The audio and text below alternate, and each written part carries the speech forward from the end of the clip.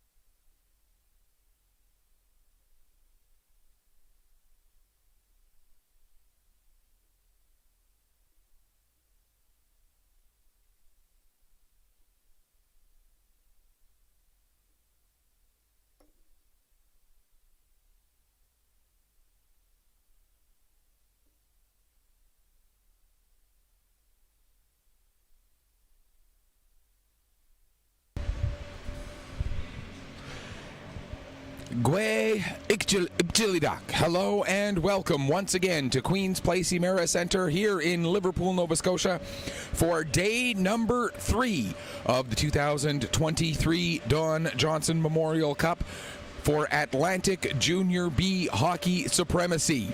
My name is Michael Petter, joined by Mike Barkhouse for this event. And this afternoon we have 3 games coming up today, but the first one promises to be a barn burner, just like they all have been so far.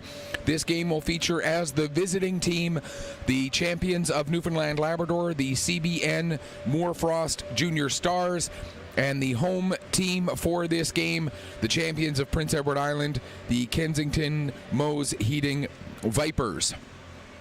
Or Moase Plumbing and Heating, Vipers. And the Vipers come in with a record of 1-0. The Stars come in with a record of 0-1. But Mike, every game has been close. It could be very easily that we are looking at a situation where we could have ended up with 5 teams at 1-1 after this game. But after the victory last night by the champions of New Brunswick, the Kent Coyotes, they are the only ones who have really thrown a wrench into those plans. Every game, though, has been so close, so hard fought. Yeah, and those standings could look totally different at the end of the day. That 2-0 and that great advantage that at the end of last night's action we thought Kent had at the time, and I guess we didn't think, it's a fact. That could look totally different at the end of today's action. That's how close, how evenly matched all the teams have been in this tournament. And I think you would agree with me here based on conversations we've had, but of the teams that have lost their opening game here, for me, and I think for you as well, the CBN Stars out of Newfoundland, it just feels like don't worry about it, they'll be fine. That's kind of the feeling I get. I think this is a team that showed well yesterday, but is capable of so much more, and I think they're going to be right in the thick of it. Be interested to see how they come out today. Yeah, if not for a bounce here or a bounce there, the Stars could be coming into this game at 1-0. The only team that's 0-2, the Liverpool Privateers, even they don't look like they're out of place. They don't look like they are in any danger. I mean, yes, the bounces haven't gone their way, but they could be 1-1 right now. They could be 2-0 right now, if not for some good goaltending that they ran into, a couple of bounces here and there. It really is still very much any team's tournament, especially when you consider only one team gets eliminated at the end of the round robin. As long as you're playing on Saturday, as the old saying goes, so you're saying there's a chance. Yeah, it's not like, a normal league playoff type deal where you're home ice advantage in your own rink versus the other team's rink. Everyone's playing here on this ice, so it doesn't really matter who you play. You're going to be playing here. Seeding doesn't matter a whole lot. There's no bye in this tournament.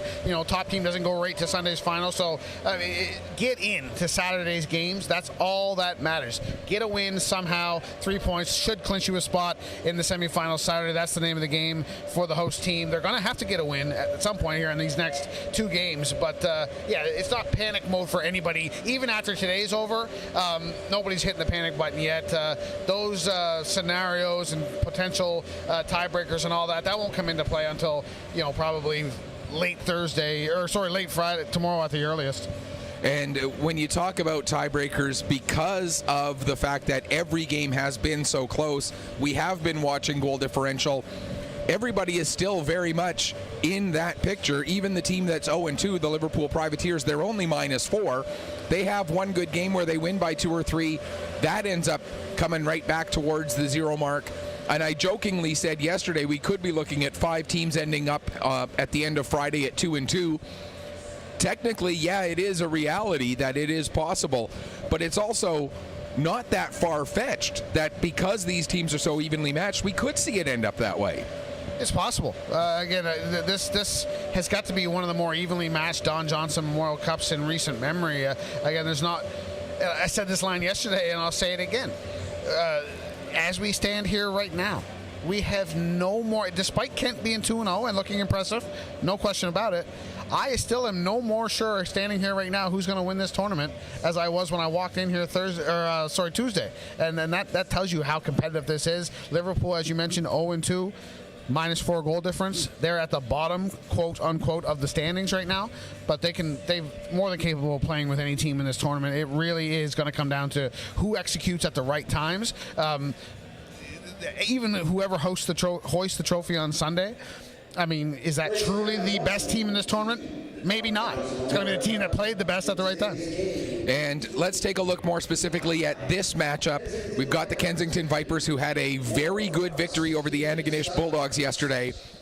They won with physicality. They won by getting under the Antigonish Bulldogs' skin, by making the Bulldogs play off of their game. We've got the CBN Stars, who lost a game that was a little bit more run-and-gun type of a game, and against those Kent Coyotes that we talked about. Do you see an edge, and I know what the answer is probably going to be, but do you see an edge for one team or the other in this particular matchup? Well, it's going to be dependent on whether that game plan, because the game plan for Kensington is not going to change. That's how Prince Edward Island teams, that's kind of an identity that all island teams share. And when I say island teams, I mean Prince Edward Island. That grinding, in-your-face, hard-nosed, 200-foot hockey, that's an identity of the province, not just this team. And that's not going to change. That's going to be the game plan for Game 1 right through Game 5, 6, whatever. So it's going to be dependent on whether it affects CBN as it affected Antigonish yesterday. We could clearly see a demonstrative difference in Antigonish once that game plan for Kensington started to be successful. We could see the body language, we could see the play of Antigonish Falls. How CBN reacts to that game plan, because that is what you're going to get from Kensington today. That's going to dictate how this game goes. There's a lot of skill and a lot of grit on that Newfoundland team. It's just whether they get sucked into the street fight, into the grinded out hockey, or if they're able to still implement what they want to do. Kensington knows what they need to do to be successful. They've done it already once, and they're going to continue to match that. It's just whether CBN can counter it and execute their game plan as well. And that it's a valid question, because that style of play that Kensington employs is so hard to play against, and it's so hard to keep your composure and keep battling through and knowing that it doesn't feel right now, but what we're doing is going to work eventually. So it's a fascinating dynamic to watch. I know you played as a goaltender, so I'm going to ask you about the goaltenders. We've already seen Riley Pettin once in this tournament. He's coming back for his second straight start. He comes in with an 0-1 record, a 5.0 goals against average, an .894 save percentage in that one game. We're getting our first look at Jonah Arbing for the Kensington Vipers. Do you see a particular edge? And I know we haven't seen Arbing yet, so it's harder to say, but do you see there being an advantage for Pettin getting a second straight start versus Arbing making his first appearance in this tournament in the matchup between the two goaltenders? it's hard to say right now whether there's a distinct advantage. I'm not surprised to see Pettin getting the nod today. I mean, 42 saves for him yesterday. To have a save percentage under 900 after how he played yesterday is perhaps a little cruel. Again, 42 save performance for him. He was the player of the game for the Stars in that loss yesterday. He was outstanding. Not surprised whatsoever to see him get the nod. I don't necessarily expect to see a CBN net without him in it the rest of the way. I think he's their horse, and they're going to ride it. Also not surprised to see Kensington go with the rotation a little bit, get Jonah Arbing warm, get him some game action, because again, in a tournament like this, apart from Riley Pettin is one of the leaders on this CBN team. He's a clear cut, like an ace on a pitching staff. He's your guy. You roll with him. He's your ride or die kind of guy. Whereas Kensington, I think it's more important to have both your goaltenders warm, playing well. The identity of that, I don't think, and this is not a knock on Noah Visser, I don't think Noah Visser is to his team what Riley Pettin is to his team. And that's not to say he's not a number one guy. That's not to say he's a very good goaltender, because he is both of those things. But I just think Riley Pettin is more of a star, so to speak, on that CBN side, and Kensington employs more of a two-pronged approach. For the Vipers, you look at what they got offensively yesterday. They got some very good offense from a couple of key guys there with their in their victory, and we're looking at Duncan Pickett's being a guy who was a big horse for them yesterday. We're looking at Ballum, who was a big horse for them yesterday. Are there other guys from yesterday's game who impressed you on the Viper side that you expect big things from today? Well, that's the point I was going to make. It can only go even higher for the Kensington Vipers if you think about it. You got 2 goals from Pickett yesterday. You got 2 goals from Ballum yesterday. That's great. But you look at the guys that didn't even get on the score sheet. Nick Reeves, this is a guy with junior A experience with the Summerside Capitals, arguably their best player. Carson McKay, their leading scorer during the regular season. He didn't get on the scoreboard yesterday. Max Sentner, a junior A draft pick and one of their high-end centers. He didn't get on the board yesterday. So there's so much high-end talent on this Kensington team that is yet to break the goose egg in the scoring department. If they get what they got yesterday from Pickett's and from Ballum, and those guys start to step up, Blanchard's another one, the sky's the limit for this Vipers team. And then on the flip side, you got the Stars. You got a big game from Crane. You got a big game from Crane, talking about the two Crane brothers. Who else do you like on that Stars team? Well, you have to look no further than Luke Ackerman, former 10th overall pick of the Fredericton Red Wings in the Maritime Junior League. Kyle Pettin, former Halifax Moosehead and Campbellton Tiger. Those guys both were on the board yesterday. Both had 2-point days yesterday. But those are the offensive leaders for this team. As they go, so will the Stars go. As we'll send things downstairs now for the playing of O Canada. Enjoy the game. Please rise, remove your hats, and join us in the singing of our national anthem.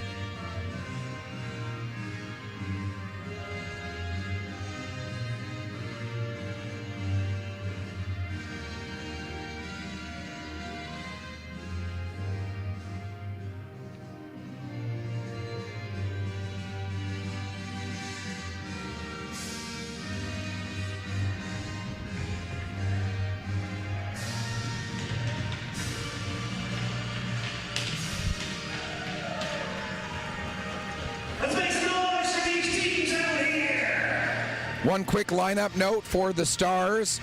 Damian Laundrie draws into the lineup. He was not in the lineup in game number 1. No changes for the Vipers, and Laundrie not only draws into the lineup, but he is also part of the starting 5 in front of goaltender Riley Pettin. We mentioned Pettin, 0-1, a 5.0 goals against average, an .894 save percentage despite a brilliant performance in net.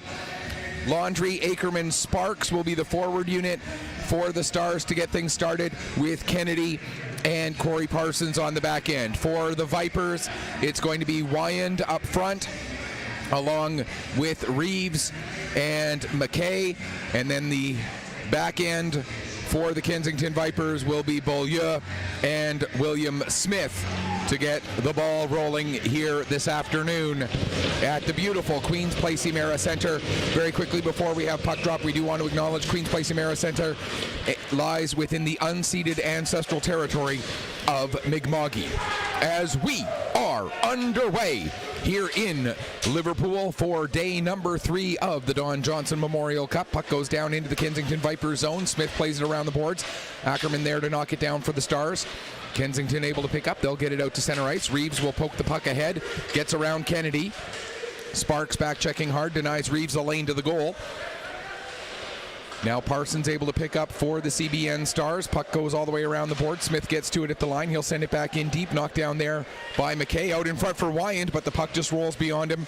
And it's played out to center by CBN. Quickly picking up is Smith.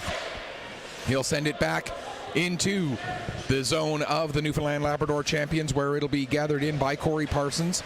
Parsons pass ahead intended for Crane, that being Alex Crane, who couldn't quite get his stick on the puck, and we get an icing less than a minute into the opening period. I've got good news and I've got bad news. The bad news is I haven't won the 50-50 yet this week. The good news is I think for the first time in this tournament, we don't have a 10-minute misconduct to begin the hockey game. Second time. Second time? Second okay. time out of 5 games, yeah. Second time out of 5 games, so that the average isn't good. So to explain, for those tuning in for the first time, we've had 10-minute misconducts in all but 2 games right off the beginning for what we believe is someone crossing the red line during warm-up. So that's something we're trying to get clarification from the officials on as the week goes on, but it's something that's really taken us aback a little bit. And it was interesting to watch during the warm-up, and we'll talk more about this later, but both teams were very, very cognizant of those 10-minute misconducts, because you didn't see anybody get even close to that center ice line throughout the warm-ups in today's game. Whelan with the puck. He'll play it around to the far side now for Dawson Crane. Dawson Crane, a former draft pick of the South Shore Lumberjacks. Puck is stolen by Richards. He steps into the middle, gets a shot away, and a big save made there by Riley Pettin. Now Alex Crane on the puck. He has it stolen from him by Whelan, or by Richards, excuse me. Puck comes around to the near side, to the line and just out. King will head over and pick it up just in front of his bench, but he ends up over skating it. That allows Alex Crane to get it instead. He'll dump it down into the Viper zone, where it's set up there for the defenseman Cody McCormick. McCormick, long lead pass for Payne. Payne able to get it down into the corner inside the CBN zone. Centering pass, nobody in white was there. King able to pick up. He'll play it to Saunders. Saunders trying to work his way through the defense. We should mention the CBN Stars in their blue jerseys are the road team for this game officially. So the Kensington Vipers, as the home team, will have last change. Not that line matchups, I think, are going to be a big concern for either of these teams. Whelan will dump the puck in. Gathered up there by Arbing as he gathers it up for Colby McDonald, who plays it around to the far side and flipping it out to center. Here comes Blanchard. He's got Payne with him. It comes over to Payne. Payne looking to get it back over to Blanchard, but Pettin able to get his pad in front of it and deny the pass. A big play there for Riley Pettin. As the puck is cleared back down the ice. Just over 3 minutes gone here in the first period, and the Vipers end up icing the puck, and so we'll get another stoppage. And we see the Vipers with the thing that every team does, try to get the guy to sit down and hide behind a bunch of other guys standing up, so you can try and fool the ref, but it rarely ever actually works. Exactly. The referees also undefeated, still in the argument department as well. Riley Pettin looks good early on. 3 saves, including that most recent one. That was a pass, believe it or not, from Payne, trying to find his guy Blanchard at the side of the goal. But Pettin read it well, got that right pad on it. It looked like a save probably on the on your TV or your monitors, but that was a pad prevention of a pass from getting across from Pettin. Yeah, great play by Pettin to get that pad in front and deny the pass across. Howitt now over to get the puck in the corner. He gets a bump from Franey. Coming in to pick up is Noy, but he gets bumped off the puck, and the CBN Stars will gather it in, and out they come. Here is Deering. Or sorry, that was Laundry, my apologies. Now Laundry gets it back again. He'll carry it across the line. Takes the shot, and the save made by Arbing. And Jonah Arbing making his second save of the early afternoon, coming at 3:37. Arbing looking very comfortable there, way up high out of the top of his crease. Another goaltender who really likes to challenge shooters, obviously. Yeah, he's more slight body-wise than is Noah Visser, but certainly he's about the same height, but he's definitely quick. You can see it in warm-up, and you can see it here. He's got good reflexes, and you see them again right there on display. Another nice catch made by Arbing on a low shot right off of the draw. Ackerman winning that face-off cleanly, and that could end up becoming a factor in this game. Ackerman's skill on the face-off dot. This time Wyand wins it down into the corner, though, for the Vipers. Puck comes to the line. Parsons there with a shot. Laundrie with a nice deflection, gets it back again. Another chance, and Arbing able to steal that one aside as the CBN Stars get the first real dangerous chance here of this opening period. Puck comes back to the line to Parsons again. He gets another shot, gets through. There's a chance for Ackerman. He scores! Arbing did not know where that puck went. It ended up falling right down onto the stick of Luke Ackerman, and Ackerman gets his second goal, third point of the tournament at 4 minutes exactly of the first period. And the CBN Moor Junior Stars open the scoring. It's 1-0. Tough break there for Jonah Arbing. The shot from Parsons didn't get all the way to the net. It hit something on the way in and kind of redirected right to Ackerman at the side. Arbing was already down in the butterfly looking to stop that point shot. And Ackerman had a wide open net. All he had to do was slide it home on the backhand. Second of the tournament for Luke Ackerman. His goal yesterday came off a similar, not exactly the same play, but a turnover where everyone was kind of lost, and he was very fortunate. And there's another goal. And off of a bad turnover, Parsons gets an assist on the first goal, and just 16 seconds later, it is now 2-0 for the CBN Stars, as Corey Parsons gets his first goal. That'll be his second point of the tournament, his second point in 16 seconds. As the puck was turned over right beside the net, it ended up coming back, as now before we get the puck drop, we got Pettin and Richards getting into it a little bit with each other. Two officials come over, give them a little chat. Now we get Sentner jousting with King a bit. We get a little bit of jousting on the far side between Pickett's and the person who was lined up against him, which was Crane. As we get the announcement of Ackerman's goal. Parsons with the lone assist. Oh, sorry, Landry as well gets an assist on that one. And again, that's the goal that came at 4 minutes even. So again, that was Luke Ackerman from Corey Parsons and Damian Landry. Star's second goal scored by number 3, Corey Parsons. And now we get the announcement of Parsons' goal, unassisted.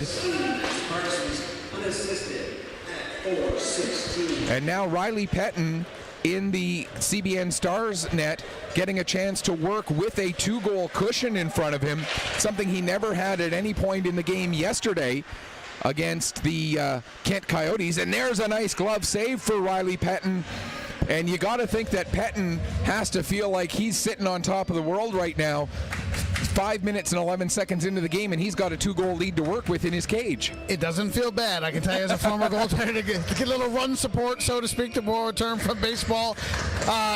Again, great start here for CBN. We said they have talent, and we thought we were going to see an explosion today, and so far we are. And here comes Boone coming in. The pass intended for Deering goes a little bit behind him. Puck ends up down in the corner. Deering going in after it, but he's not able to get it. Blanchard now will take a bump from Smith. Blanchard able to maintain control of the puck, though, as Smith ended up taking him down, and we're going to get our first penalty of this game.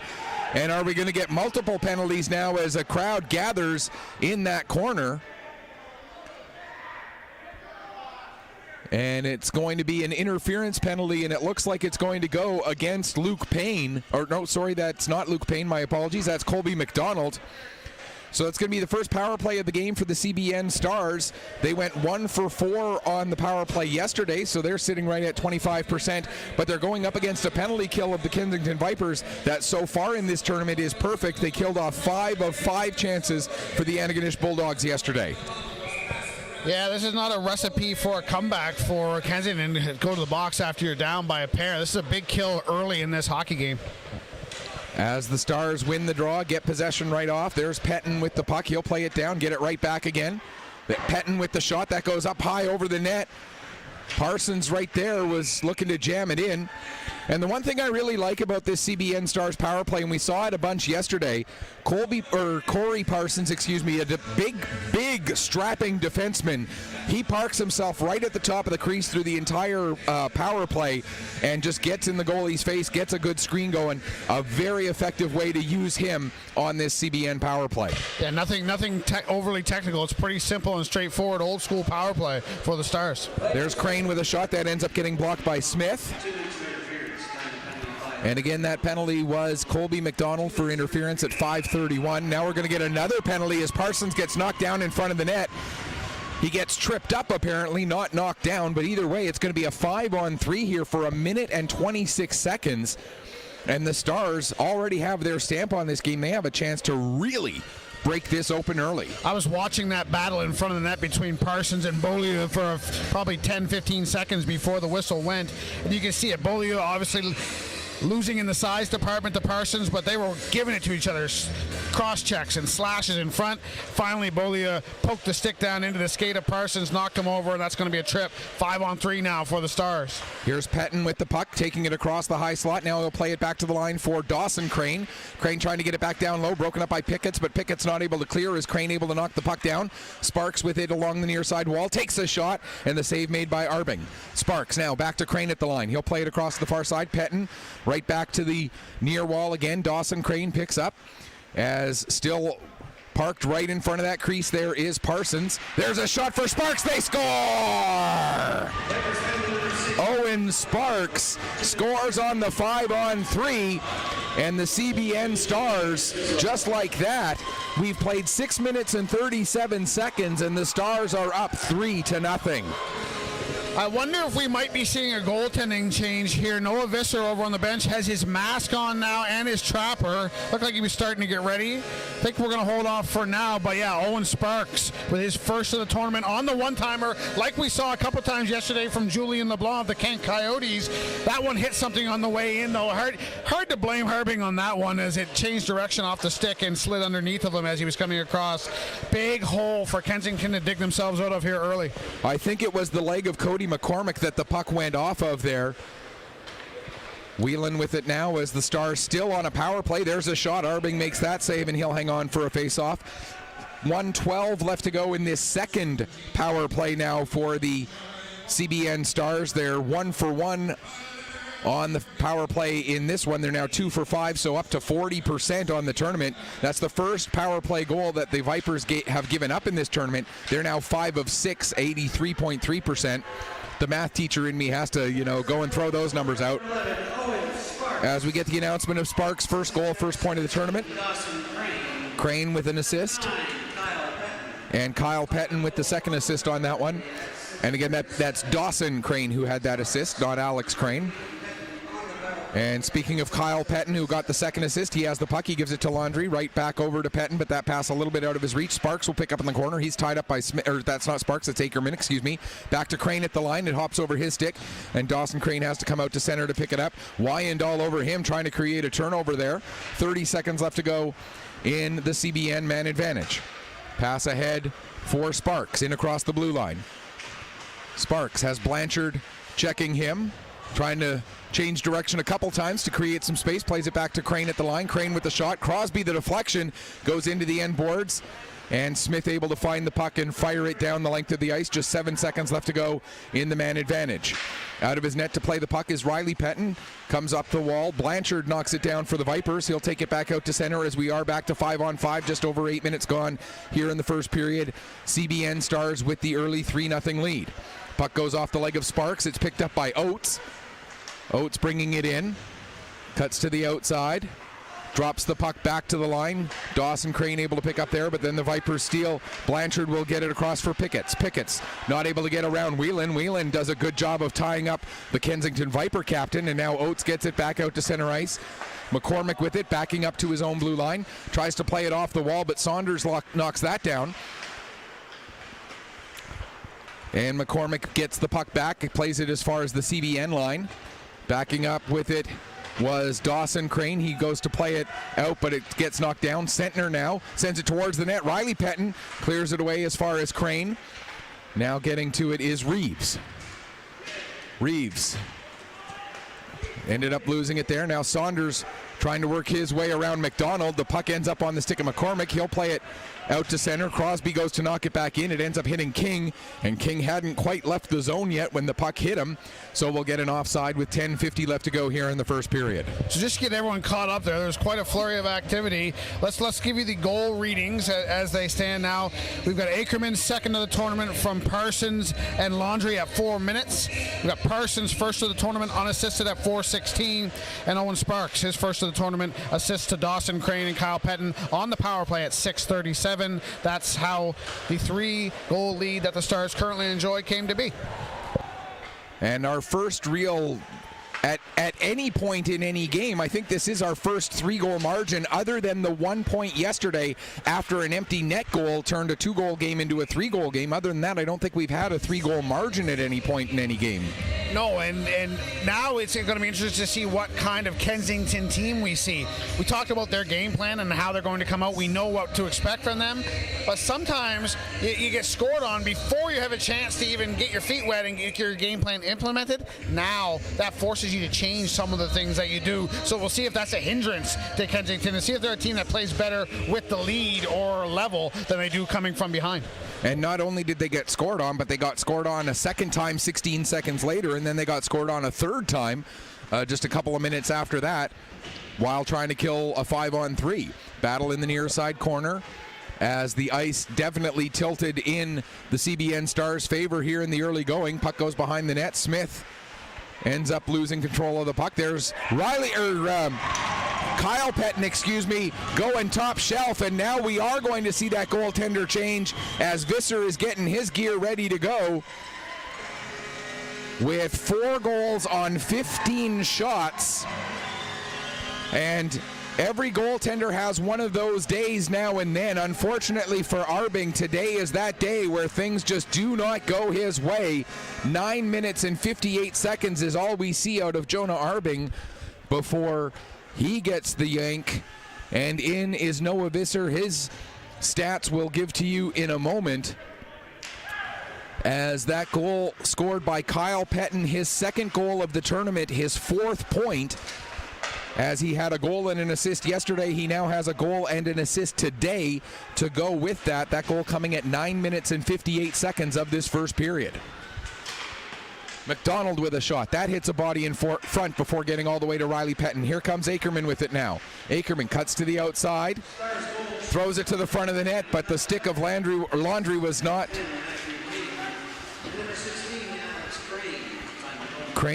Alex Crane with the lone assist on that goal. Oh, sorry, there was another assist on that prior to Crane. I missed the announcement of it, though. I'm sure Mike will be able to fill us in on that here momentarily. Meanwhile, play continues on with 9:15 to go in this first period. 4-0 now for the Stars. Sorry, Mike, I missed what your question was there. I was trying to... Who got the first assist there? That would be Matthew King. Okay, and Alex there we Crane go. with the assist on that Kyle Pettin goal. It was kind of from a tough angle over on the goal line, level with the goal line towards the corner. And again, really noticed that CBN were trying to go high on Jonah Arbing. And other than the first goal by Ackerman, the other 3 were high, top corner. So they did identify a weakness. And the 4th goal was enough for the coaching staff for Kensington to end Arbing's day and bring in Noah Visser. And Visser makes a blocker save there pretty much right off of the face-off, so he makes his first stop of the afternoon. Visser coming in with a 1-0 record after he got the victory in yesterday's game, a 2.0 goals against average coming into this one, and a .933 save percentage so far in this tournament. He makes his second save off of a shot taken by Dawson Crane, as the CBN Stars playing with now an even more comfortable 4-0 lead as we reach 8.5 minutes left to go in this first period. Centering pass there for Ballum, but he doesn't get much wood on that shot, and the Stars are able to pick up. Deering just gets to the red line, dumps it down into the Kensington zone. Shots on goal right now doubling up 16-8 in favor of the CBN Stars. Puck comes to the near side wall. Ballum will pick up there for the Vipers. He'll get it out to center. Whelan sends it right back in again. It'll be gathered up there by Brett McDonald. He sends it back out to center. Pickett gets knocked down by Dawson Crane. And now along the near side wall, Oates sends it ahead for Crosby. Crosby fans on his pass attempt. That allows Pickett to pick up the puck. He'll dump it down into the CBN zone. First one to it will be Richards. Richards takes it into the near side corner, trying to work up the near wall. Gets tangled up there. Referee yelling at them to move it. And the puck does come free, and it'll be picked up by Whelan. Whelan out to center, has it roll off his stick. Beaulieu couldn't do much with that. It ends up with Oates.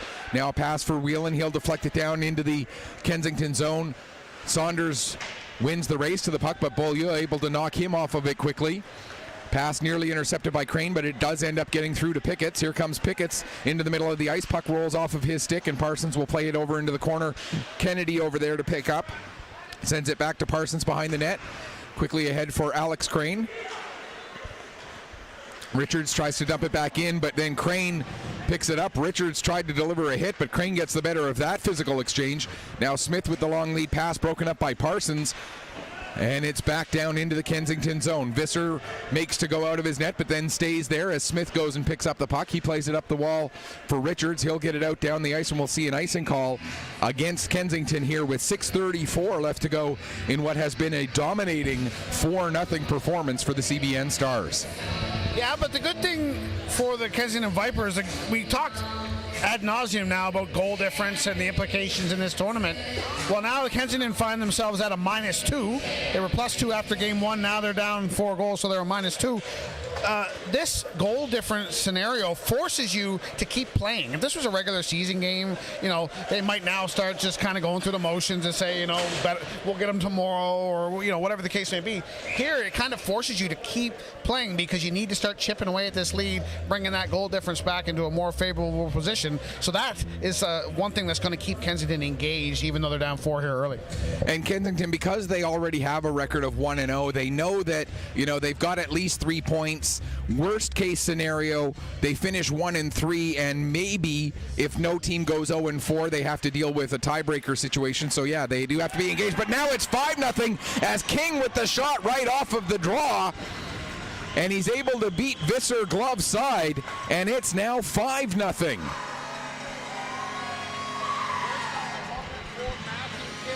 That one wasn't top corner, but first of the tournament for Matthew King. That was not top corner, but it was about mid-level height. Beats Visser glove side. We saw Visser beaten glove side with one he'd like to have back yesterday. Things are just not going the way of the Vipers here in the early going. And now if the Stars are able to maintain this pressure, yes, goal differential obviously is important, and therefore the Vipers have to try and climb their way back into it. But at some point you start to worry that their discipline is going to start to get away from them a little bit. And King gets that goal unassisted. It's his first goal, as you mentioned. It's his second point after he had an assist on Kyle Pettin's goal earlier in this period. The goal coming at 13:45 of the first, and a 5-0 dominating performance here for the CBN Stars. And a great way, yes, they lost their opener, but, we were talking about a bounce-back game. This is a bounce-back and then some for the CBN Stars. And now you see the goal difference, how it impacts it. I know we're harping on this, but this is a tournament format that makes us talk about these things. You could have 2 teams with the same record after this game and look totally different. You could have both of these teams 1-1 potentially after this game, but depending on how out of hand this may get, 1-1 with like a -6 or 7 beside your name doesn't look as good as 1-1 with a +1 or a +2. So not all records are alike, and that's why the goal difference is such a massive point of emphasis in this event. We should mention that goal difference does become a point of emphasis, or become a tie-breaking concern, if and only if you've got 3 teams with an identical record and they all finish 1-1 against each other. If just 2 teams are tied, it's just the head-to-head that is the first tiebreaker. Goal differential only if we've got, let's say we get 3 teams tied at 1-3 or 3 teams tied at 2-2. Goal differential is what then becomes the determining factor in the seeding of those 3 teams that become tied. Right, and the way this event has gone, we've also talked ad nauseam about how even and close this tournament has been. The odds of that happening, a 3-way tie, are probably higher than average. Oh, absolutely, yeah. just for those people out there who were thinking, well, it's just goal differential, no, there is the tiebreaker of head-to-head first, if and only if it's a two-way tie. And with it being every game is worth 3 points, like you see in the IIHF tournaments, a game that is won in overtime is worth less than a game that is won in regulation as well. So there's a lot of different scenarios that could end up playing out as Landry gets the puck here.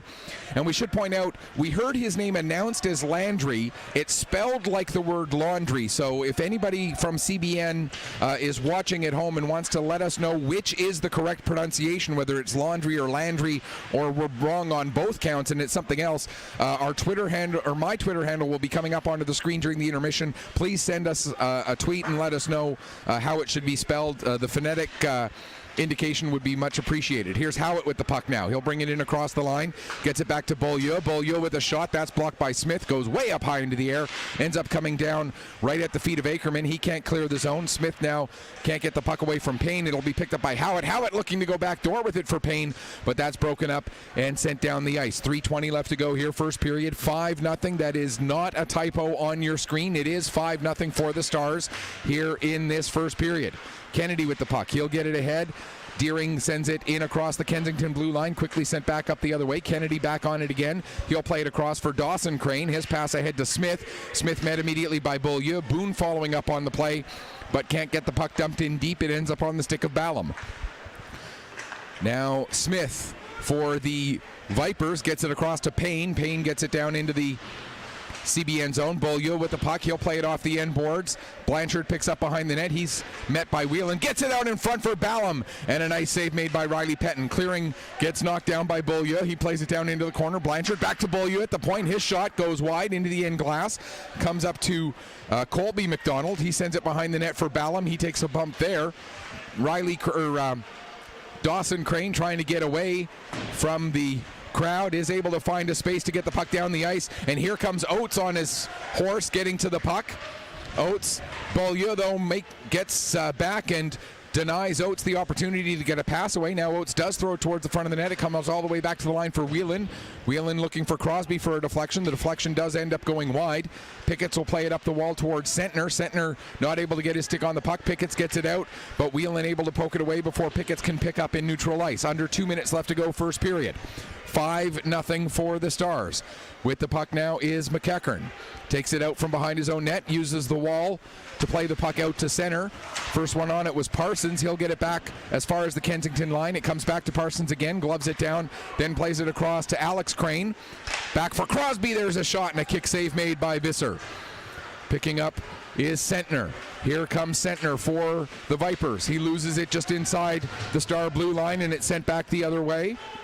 Back to pick up there now is McCormick. He'll get it ahead up the near side. Richards will dump it down. Riley Pettin steers it over towards the corner. Sentner first one on it, sends it towards the front of the net, but only blue jerseys there. And now King will carry out to center, gives the puck to Alex Crane. Crane trying to work his way around McCormick, does get there, but the pass is broken up by McEachern, or by McDonald, excuse me, as we're now into the final minute of period number 1. Picketts will send the puck down into the CBN zone. Back to get it is Parsons.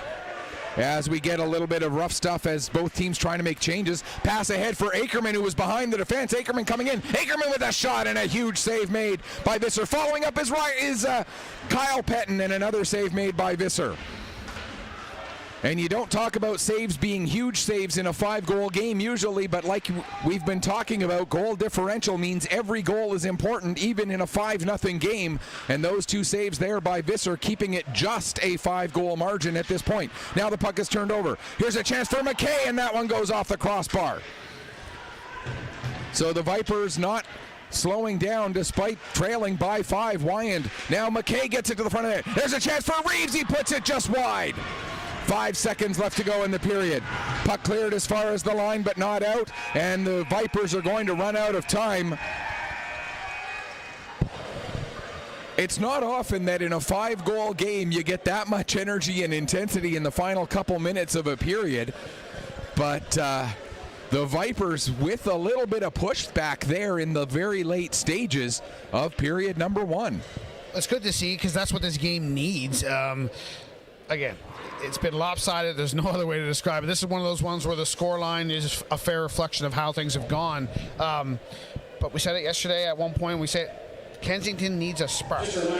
Now, your options for what that spark are going to be are now more limited than they would be in a different scenario.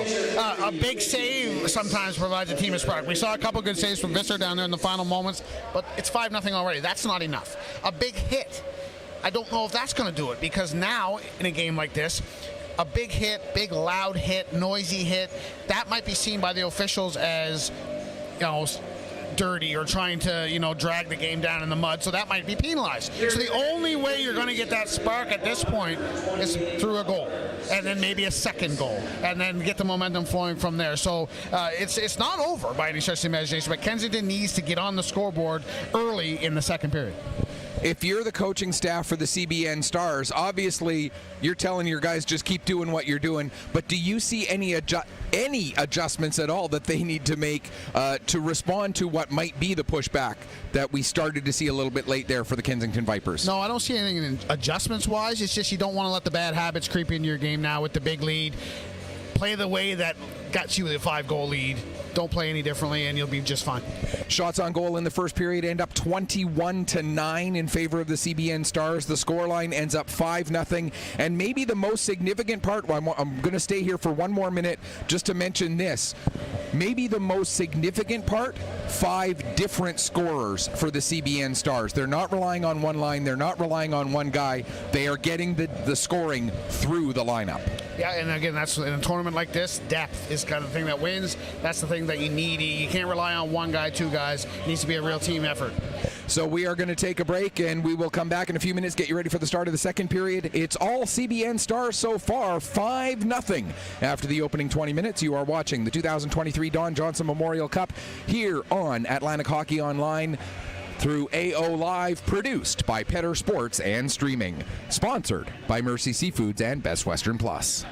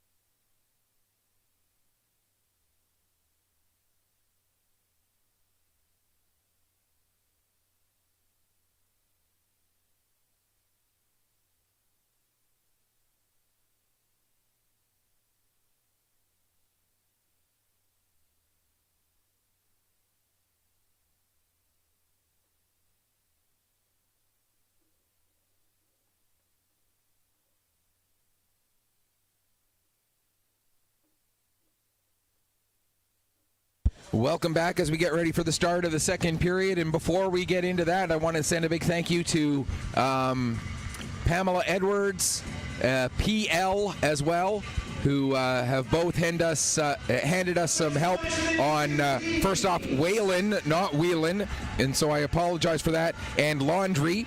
Again, thank you very much.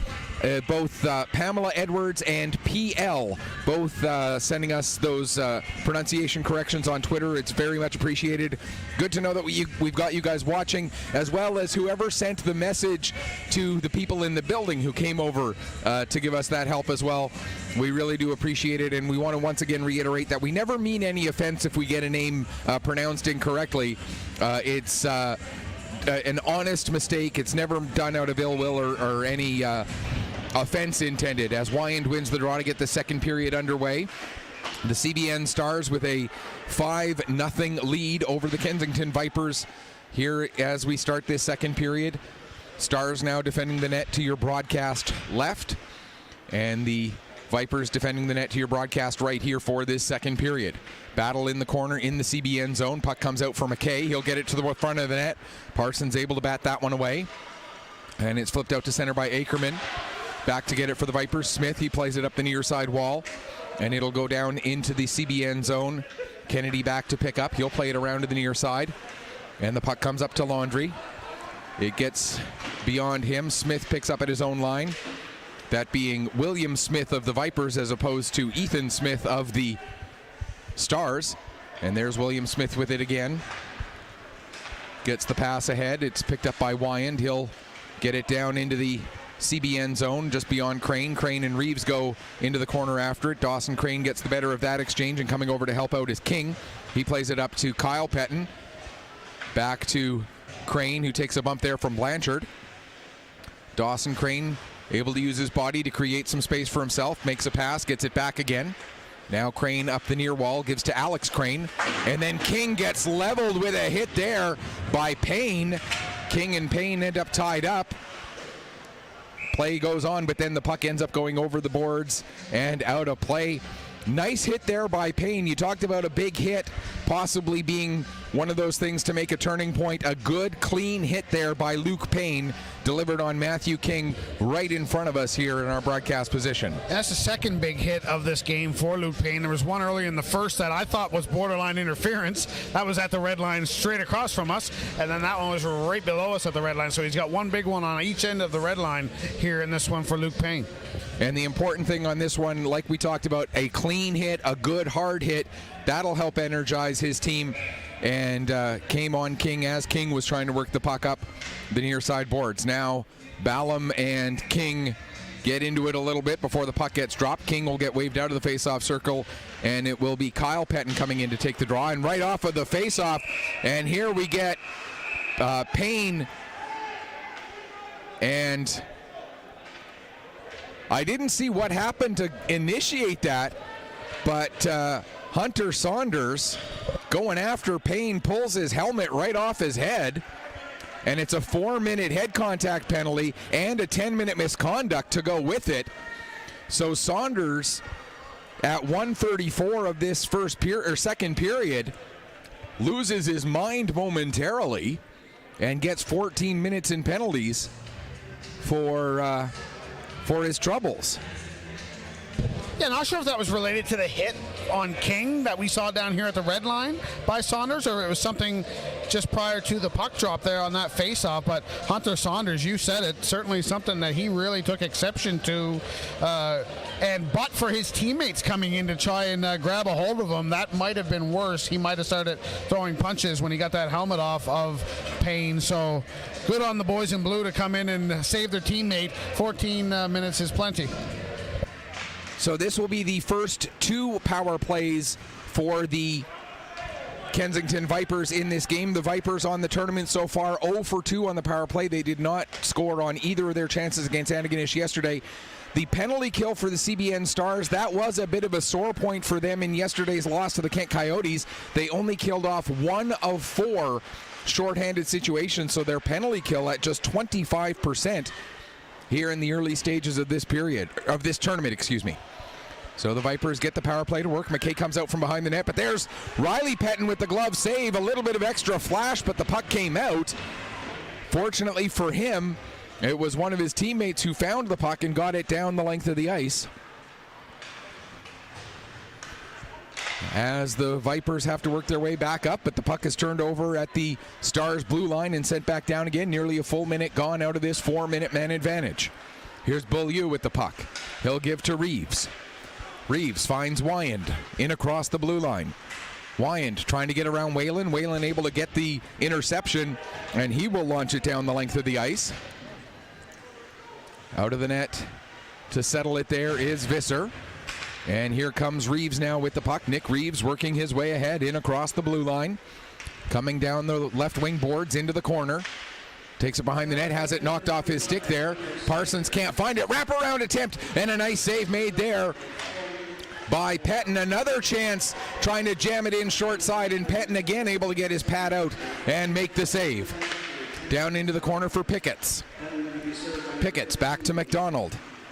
That being Colby McDonald, he gets a shot away, and another save by Pettin, and this time a little less flash and a little more surety, as the Stars seem to have a little bit of a burr under their saddle here in the early going, as we saw a late attempt at a slash after the whistle on that exchange with 2:14 left to go in the man advantage. Important sequence of goaltending there for Riley Pettin. You can see on this power play that Kensington is starting to get a little more comfortable, a little more, freewheeling a bit and getting some good habits in their game. But Riley Pettin is there to shut the door, not giving them any kind of life or feel that they're back into this one.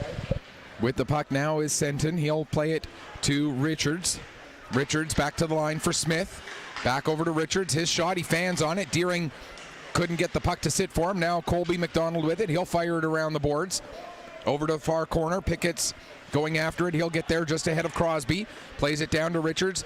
Return pass for Pickett's, but that's broken up by Deering. McDonald gets the puck back down into the corner for Pickett's. He'll take a bump there. And now we're going to see a hit delivered on Corey Parsons, and Kennedy taking exception to that, understandably, as Parsons was in a very vulnerable position. He is still down, and the trainer being called for, and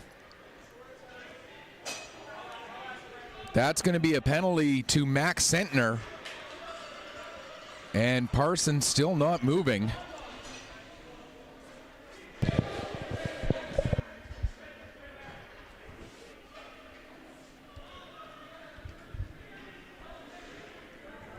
Definitely some tempers flaring a bit here. Two teams exchanging pleasantries, and I use that word with a hint of sarcasm. Sentner's in the box. We'll see what the call is here from the officials as we wait for the penalty to go up on the board. You got to think this one may be more than 2 minutes to Max Sentner.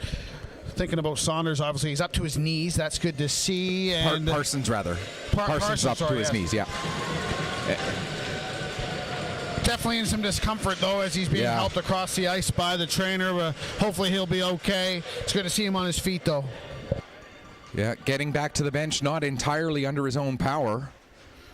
And now we're going to find out what gets put on the board. I think it's definite. There's no way that's only a 2. The question now is whether it's a 4 or a 5 on Max Sentner.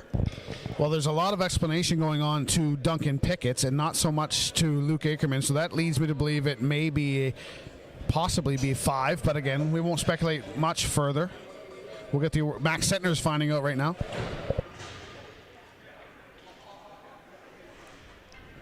And Sentner is being told he's about to be escorted across the ice. It looks like the way the linesman sort of indicated to him, okay, let's go. Yeah, now Sentner is coming out of the penalty box, so his day is done. And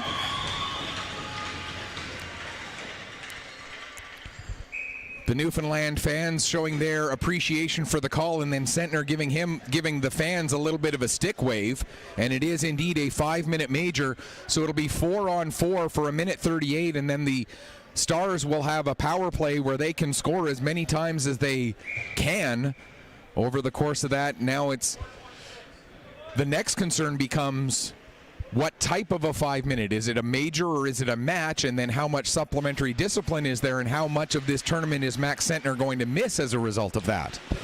A lot of questions out of this play. Yeah, definitely one of those shoot yourself in the foot moments there for Max Sentner. His team's on a 5-on-3, a chance to, get back into this thing, and all of a sudden now here we are. You're in the box and you're going to be shorthanded here momentarily in a minute 10 seconds. Just again, not good habits, not winning hockey from Max Sentner right there, as we get a good save from Riley Pettin.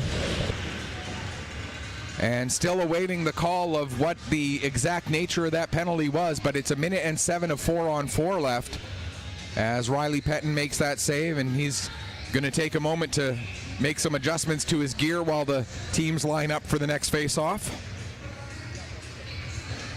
You would think it's going to be a boarding or a hitting from behind, something to that effect. But yeah, you said the terminology match versus game misconduct is very important in terms of supplementary discipline.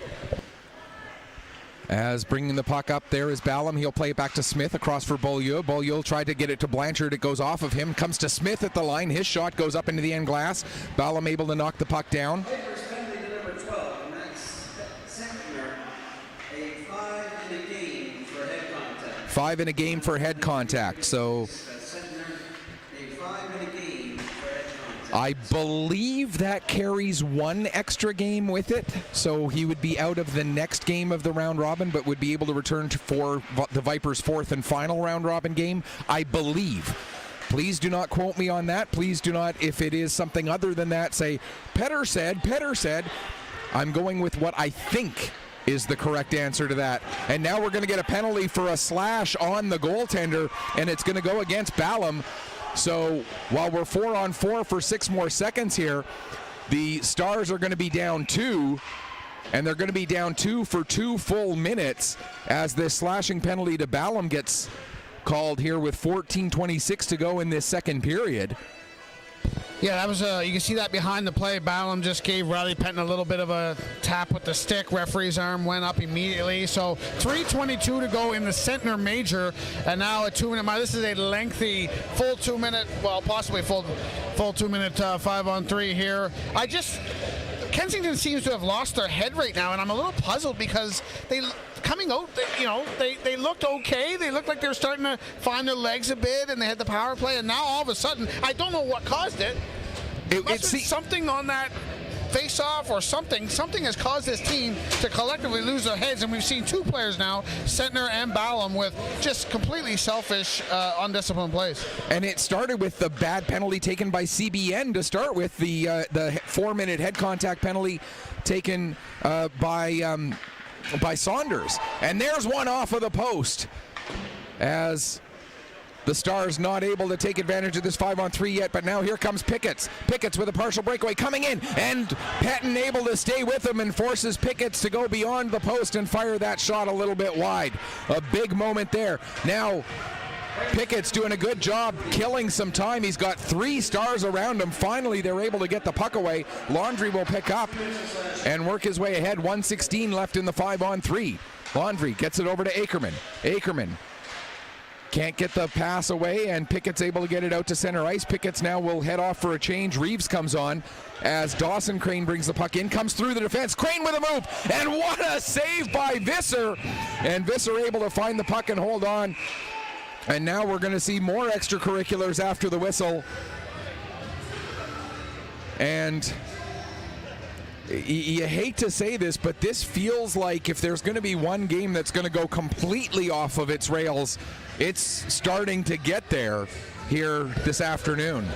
Well, we talked about it during the Kensington Antigonish game yesterday about there's a point in time where there's skirmishes after every whistle, and the referees, the officials are going to say enough is enough, and at some point they're going to make an example of somebody and take somebody to the box. We're approaching that now, and maybe even more so important in this game, given the score line and given what's already taken place. There's already some bad blood as a result of that hit from Sentner. Here's Alex Crane with the puck now. He'll play it back to Whalen. Whalen gets it across to the near side. Kennedy back to Whalen at the line. Over to Alex Crane. Crane in the face-off circle, looking for Crosby, but it actually ended up going through to Kennedy. He couldn't quite get a stick on it, but now Kennedy finds it, gives it back to Whalen at the line. Whalen with the shot, partially blocked by Reeves. There's Crosby with a chance from the slot, and that doesn't miss by much. 31 seconds left in the 5-on-3, a minute 51 left in the major. Crosby with the puck. He'll play it back to Whalen at the line. Whalen taking a look now, gives it over to Alex Crane. Crane from the face-off dot, fires the shot, save made by Visser. Puck goes behind the net, comes to the side. Now King tried to get a pass out in front, fanned on it. King gets it back, plays it to the near wall. Kennedy will chase it down there. 9 seconds left in the first penalty. Here's Whalen with the puck now. Over for Crosby. Crosby skates it to the middle, now plays it over for Alex Crane. We're back to a 5-on-4 as Ballum comes out of the penalty box. Crane gives to Crosby. Crosby back to Whalen. Whalen with the shot. That gets blocked there by Colby McDonald. McDonald able to find Wyand, and Wyand gets around Whalen with 1:04 left to go in the major penalty. Now Crosby with it again. He'll give to Whalen, and Whalen will carry up the right wing side. Gets the puck in across the line. Beaulieu will turn it back up the other way. Crosby with it there, just inside his own blue line. Uses the boards to get it around Wyand. And then Dawson Crane sends it the rest of the way down the ice. Beaulieu gets there just ahead of Alex Crane. 37 seconds left to go now in the major. Puck cleared down the length of the ice. It'll go all the way around to the far side corner. Wyand will get there ahead of Ackerman. Now Ackerman picks up behind his own net. 25 seconds left in the major, and here comes Ackerman through center, in across the blue line, over to the far side, gets a shot away. Beaulieu with the deflection, and it ends up going over the head of Visser and nearly in just inside the far post, but goes just wide. Riley Pettin with the puck now, in behind his own net. Plays it over to the near wall for Dawson Crane. Up to Kyle Pettin. Pettin tries to go pass cross ice. That's broken up by Richards. And we're back to 5-on-5, so maybe good news as far as this game goes to possibly try and settle it down a little. The gap in the scoreline doesn't get any further as a result of the major penalty. Sparks with the puck now. He takes a bump from Pickett's. Sparks back on it again. Now he'll get it out to center, just out of the reach of Laundry. Smith back to pick up. He'll fire it out and down the length of the ice. Ackerman has it roll off his stick, but Crane able to get it. He'll play it out for Sparks. Sparks finds Laundry in across the line, fires a shot. That's blocked by Smith, goes down into the corner. In to pick up there is Sparks. Sparks tried to get a pass through. That's broken up by Ballum, now picked up by Ackerman. Back to Sparks in the slot, fires a shot. That's deflected and goes wide as we near the midway point of this second period. Blanchard coming out near side. He takes a big hit there, and that's going to draw another penalty, as delivering the hit that time was Kyle Pettin. And now our officials are going to talk this over, and what kind of a call are we going to get out of this one, as Blanchard a little slow to get up, but he is back to his feet. 10:02 left to go here in this second period. Boarding. And is it 2 or 4 for this boarding is the question. And I want to say this with a disclaimer, because this is one of those things that can be misinterpreted.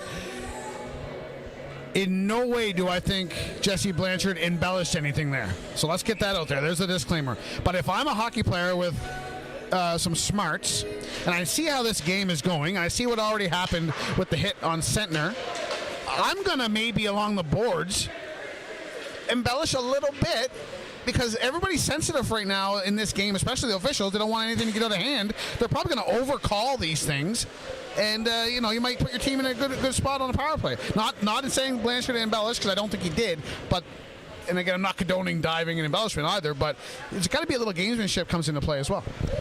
And I think you're right. I think the referees are going to be, no, I don't want to say oversensitive, because that's not the right word, but hypersensitive to the fact that this game is very much looming into where things could get out of control. Here's a puck cleared down the ice as the power play for the Viper, and we're going to get another penalty here, and it's going to go against Kensington. Cross-checking, and I think it's Ballum who's going to go off again. And now this is an interesting situation because for Ballum, that's his second stick infraction as well. So he's got to be a little bit cautious if he gets another one and 3 stick infractions in one game. And it's his second penalty in like the last 6 minutes or so, just about 200 feet from his own net. I mean, that's just not winning hockey from Brett Ballum, a leader on this team. 2 goals yesterday, and he's doing the opposite for his team here right now. That's just, you have to be smarter than that. As there's a bit of a miscue there as that penalty got put up on the wrong side of the board. So it's actually 4-on-4 for a minute and 12, not a 5-on-3 for a minute and 12. So they'll just take a moment. Oops. And now they're trying to move the wrong penalty. And I always try to show an incredible amount of respect for our off-ice officials who do the work in the penalty box, because I know how difficult a job it is. But when, mistakes happen, you do have to point them out, and so it's going to just take them an extra few seconds here to get this sorted out, to get the right penalties on the right side of the scoreboard and everything else. And the bottom line, though, is a power play for the Kensington Vipers taken away by, as you said, an undisciplined penalty by Ballum. Brett Ballum, who yesterday led the way with 2 goals, today making some miscues. And again, like I said, that's his not only his second penalty, but his second stick infraction. And a 3rd stick infraction does carry with it, I do believe, a game ejection, not a game misconduct. There is a slight difference there. But so he's going to have to be extra cognizant of that as we play 4-on-4 here with 1 minute and 7 left in the 4-on-4. Just over 9 minutes left to go here in this second period. It is still 5-0. That part has not changed since 6:15 to go in the first period. Here's Pickett's with a shot, and getting a piece of that is Pettin. He just steers it up into the end glass. Pickett's has been the most dangerous forward for Kensington today, and it's not even close. He's had a couple of grade A scoring chances. Pettin's stared him down. Now Richards able to get the puck. He's got Pickett's back door, but Pickett's ends up fanning on that one. Doesn't get as much wood on it as he would have liked. And now Dawson Crane will pick up the puck. 27 seconds left in the 4-on-4 before the Stars go back to the power play. Smith with it. He'll get it ahead for Reeves. Reeves avoids a hit from Crane, but ends up putting himself out of balance as he did so. Now Beaulieu with it in neutral ice. He'll play it over to Smith. Smith will fire it down. It goes all the way around the boards to the far side. Comes up the wall as far as Beaulieu. Beaulieu gets a move, gets a shot away, and the rebound cleared away from the front of the net by Dawson Crane. Trying to clear it out around the boards was Whalen, but it ends up going off the boards and then over the glass and out of play. The penalty to the Stars has expired, so it'll be a 43-second Stars power play now here with 7:57 left to go in the second. Basic thing you're taught as a goaltender, keep your stick on the ice, and that's what Riley Pettin did there, and it bailed him out. He kind of overcommitted to the shot, kicked his pad out and raised his glove, expecting it to go high glove. Had he not kept his stick on the ice, that would have went right through his legs and in, but it kind of jolted him back to life when it hit that stick. So that's good positioning there by Riley Pettin. Good fundamentals, and he makes another save there, knocking it up and over the glass. See, now all this time I thought Red Green was talking to everybody. I didn't realize he was just talking to goalies when he said keep your stick on the ice. Was it Red Green or Don Cherry? No, that was Red Green. Oh, well, Don Cherry also. I'll be coming straight home after the meeting and keep your stick on the ice. Yes. Alex Crane gets it over to Crosby. Crosby firing it around the boards. Over to Dawson Crane. As should point out as well, some of the wires that we have here are kept down by duct tape, so another little homage to Red Green there. If only I were wearing a green shirt, we'd have the red and green going. Yeah, you do have the plaid going though, so we at least got that covered. 5 seconds left in the penalty, as the game may not be devolving, but the commentary is starting to. Puck cleared down into the CBN Star zone. That's going to be an icing call as it came just after the penalty expired. So we're back to 5-on-5. 7:09 left to go here in the second period. It is still 5-0 for the Stars. All of the scoring coming back in the first period. Goals coming from Ackerman, Parsons, Sparks, Kyle Pettin, and King for the CBN Stars to give them that 5-0 lead. Shots on goal in this period right now are 7-3 in favor of the Vipers, 24-16 overall in favor of the CBN Stars. Blanchard trying to get the puck to the front of the net. He's not able to. As the Stars, Franey will get it. He'll play it around behind the net to Kennedy. Kennedy sends it back towards the near side. It's intercepted by Ballum. Ballum's shot ends up hitting Kennedy right in the midsection. And Kennedy he is down. And actually, it didn't catch him in the midsection. It caught him a little lower, unfortunately. And I've never been more sure of anything in my life that there's zero embellishment going on right now. Oh, yeah. For Mr. Kennedy. We've all been there, sir. I remember being in my grade 7 phys ed class, and I was playing goal when we were playing soccer outside, and it was about -3, so that ball was frozen, and I took one right there. And of course, in grade 7 phys ed class, you're not really wearing protective gear. So Kennedy, I feel your pain. I got a kick out of the assistant coach / trainer for the Stars. He came out about 20 feet, realized what was going on, and just stopped and said, "Oh, there's nothing I can do for him."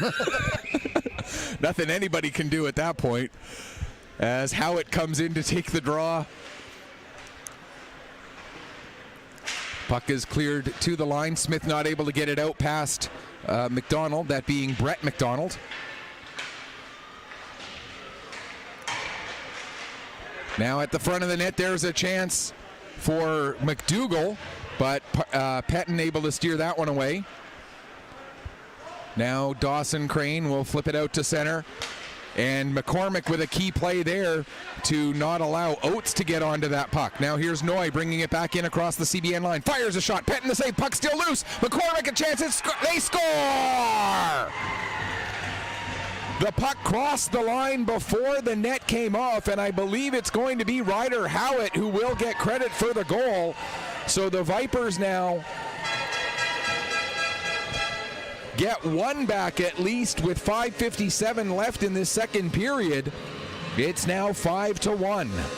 And again, every goal is important. Kensington needs to chip back in that goal difference game. Ryder Howitt with a big goal there. We've seen Riley Pettin spill the puck a couple times today with the glove, and he did it there in an unfortunate position. Made a bit of the second save as well, took a bite out of it. It kind of went up in the air behind him. He reached back. I thought he was going to get it and swipe it back out, but it just fell over the goal line before he could get a glove to it. Ryder Howitt's got his first of the Don Johnson Memorial Cup, and it's now a 4-goal game with under 6 to play in the second. And we're going to have a bit of a delay here, as when the net came off, it looked like it broke the peg. So we're going to have a bit of a pause here while the arena staff have to make some repairs. I don't know if the peg broke or if just the hole ended up getting knocked way out of whack, but either way, we're going to have a small pause here while they do some ice repairs. And in the meantime, while we've got this little pause here, we should take a moment to mention that Atlantic Hockey Online through AO Live, not only are we bringing you the Don Johnson Cup this week, we're also bringing you the Maritime Hockey North Junior C Championship. And the goal, Howitt unassisted at 14:03, so his first goal, first point of the tournament, coming unassisted. The Maritime Hockey North Junior C championship being hosted by the Sherwood Aces, or the Sherwood team out of Prince Edward Island, and our crew over there doing a great job. First games of the tournament were yesterday. That tournament will continue on throughout the rest of the weekend. So Atlantic Hockey Online, very proud to be the home of Atlantic Championship Hockey here this week. And to that point, just to give you an update on how the first day went, the Southwest Storm beat Tignish 7-4 in the opening game of that tournament. As we get a couple chances down low, good work by Visser there to keep it a 4-goal game. So yeah, Southwest Storm out of Barrington, Nova Scotia, the Nova Scotia champs over Tignish, the Prince Edward Island champs, 7-4 in game 1. Tri-County, the New Brunswick champions, over the hosts Sherwood, 7-1. So that was yesterday's action at the Maritime Hockey North Championships. I knew there was Aces team from Prince Edward Island. I just got confused. It's the Sherwood Metros who are the host team, and the Tignish Aces, the Prince Edward Island champions, the two teams from the island in that tournament. That tournament used to also also include a team from Baffin Island. Unfortunately, since COVID, Nunavut has no longer been sending teams to this event since the outbreak of COVID back in 2020. Hopefully, someday we'll be able to get Nunavut back involved in that event. And no Newfoundland either. There never has been. It's always been the Maritime Hockey North. It's always been PEI, Nova Scotia, New Brunswick, a host team, and a fifth team coming from Nunavut. But never has been a Junior C champion coming out of Newfoundland Labrador, at least in the 10-15 years that I've been following that event. And maybe some of our friends on the Rock can chime in. You might know as well, is there a Junior C league in Newfoundland? I don't think there is. No. Yeah, so which is why it's called the Maritime Hockey North, not the Atlantic Hockey North event. As the puck goes down into the CBN zone, Franey back to pick up there. He'll leave it for Dawson Crane, plays it around to the near side. Ackerman lets it go beyond him as we're into the final 4:50 of this second period. Now a 5-1 scoreline in favor of the CBN Stars. Puck comes to the line. McEachern with the shot. Sends it into the far corner. I think he was looking for a deflection there, but couldn't find a stick. Picked up by McDougall behind the net. McDougall gets tied up by Franey. Puck will come loose. And Ackerman will pick up, and he'll flip it out to center. Over everybody's head, race for the puck, and McEachern gets there just ahead of Sparks. Puck is chopped to Noy, but he overskates it. Ackerman now throws it towards the net. That'll be knocked down by Colby McDonald. And McDonald will get it down the ice. McDougall will not reach it before it reaches the goal line, but no icing call. Now out in front, a chance for Howard. He scores his second, and it's now 5-2.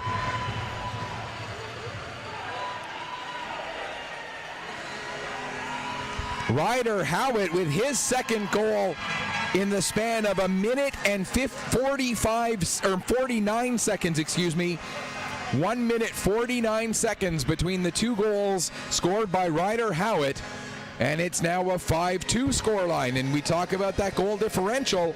Every goal important. Howitt getting a couple of big ones here for the Vipers. Ryder Howitt kind of putting the team on his back here in the late stages of this second period, scoring his first two goals of the event and bringing his team definitely back into respectability. They've got a feeling that I think you're going to see a supercharged Vipers team here now. They know they're back in it, and goal difference and just full-on result. They know they can still win this hockey game, and I think I'm speaking for Kensington fans here. I'm not one, but I got to think they're feeling just frustrated now, because where was this? You know, you don't need to resort to the antics and the undisciplined play. They're a good enough team to win this game, but just playing simple hockey and their simple game plan is just, they've got away from it for too long today. As we get the announcement of the goal, Carson McDougall gets the lone assist on Ryder Howitt, second of the game, second of the tournament, and second point.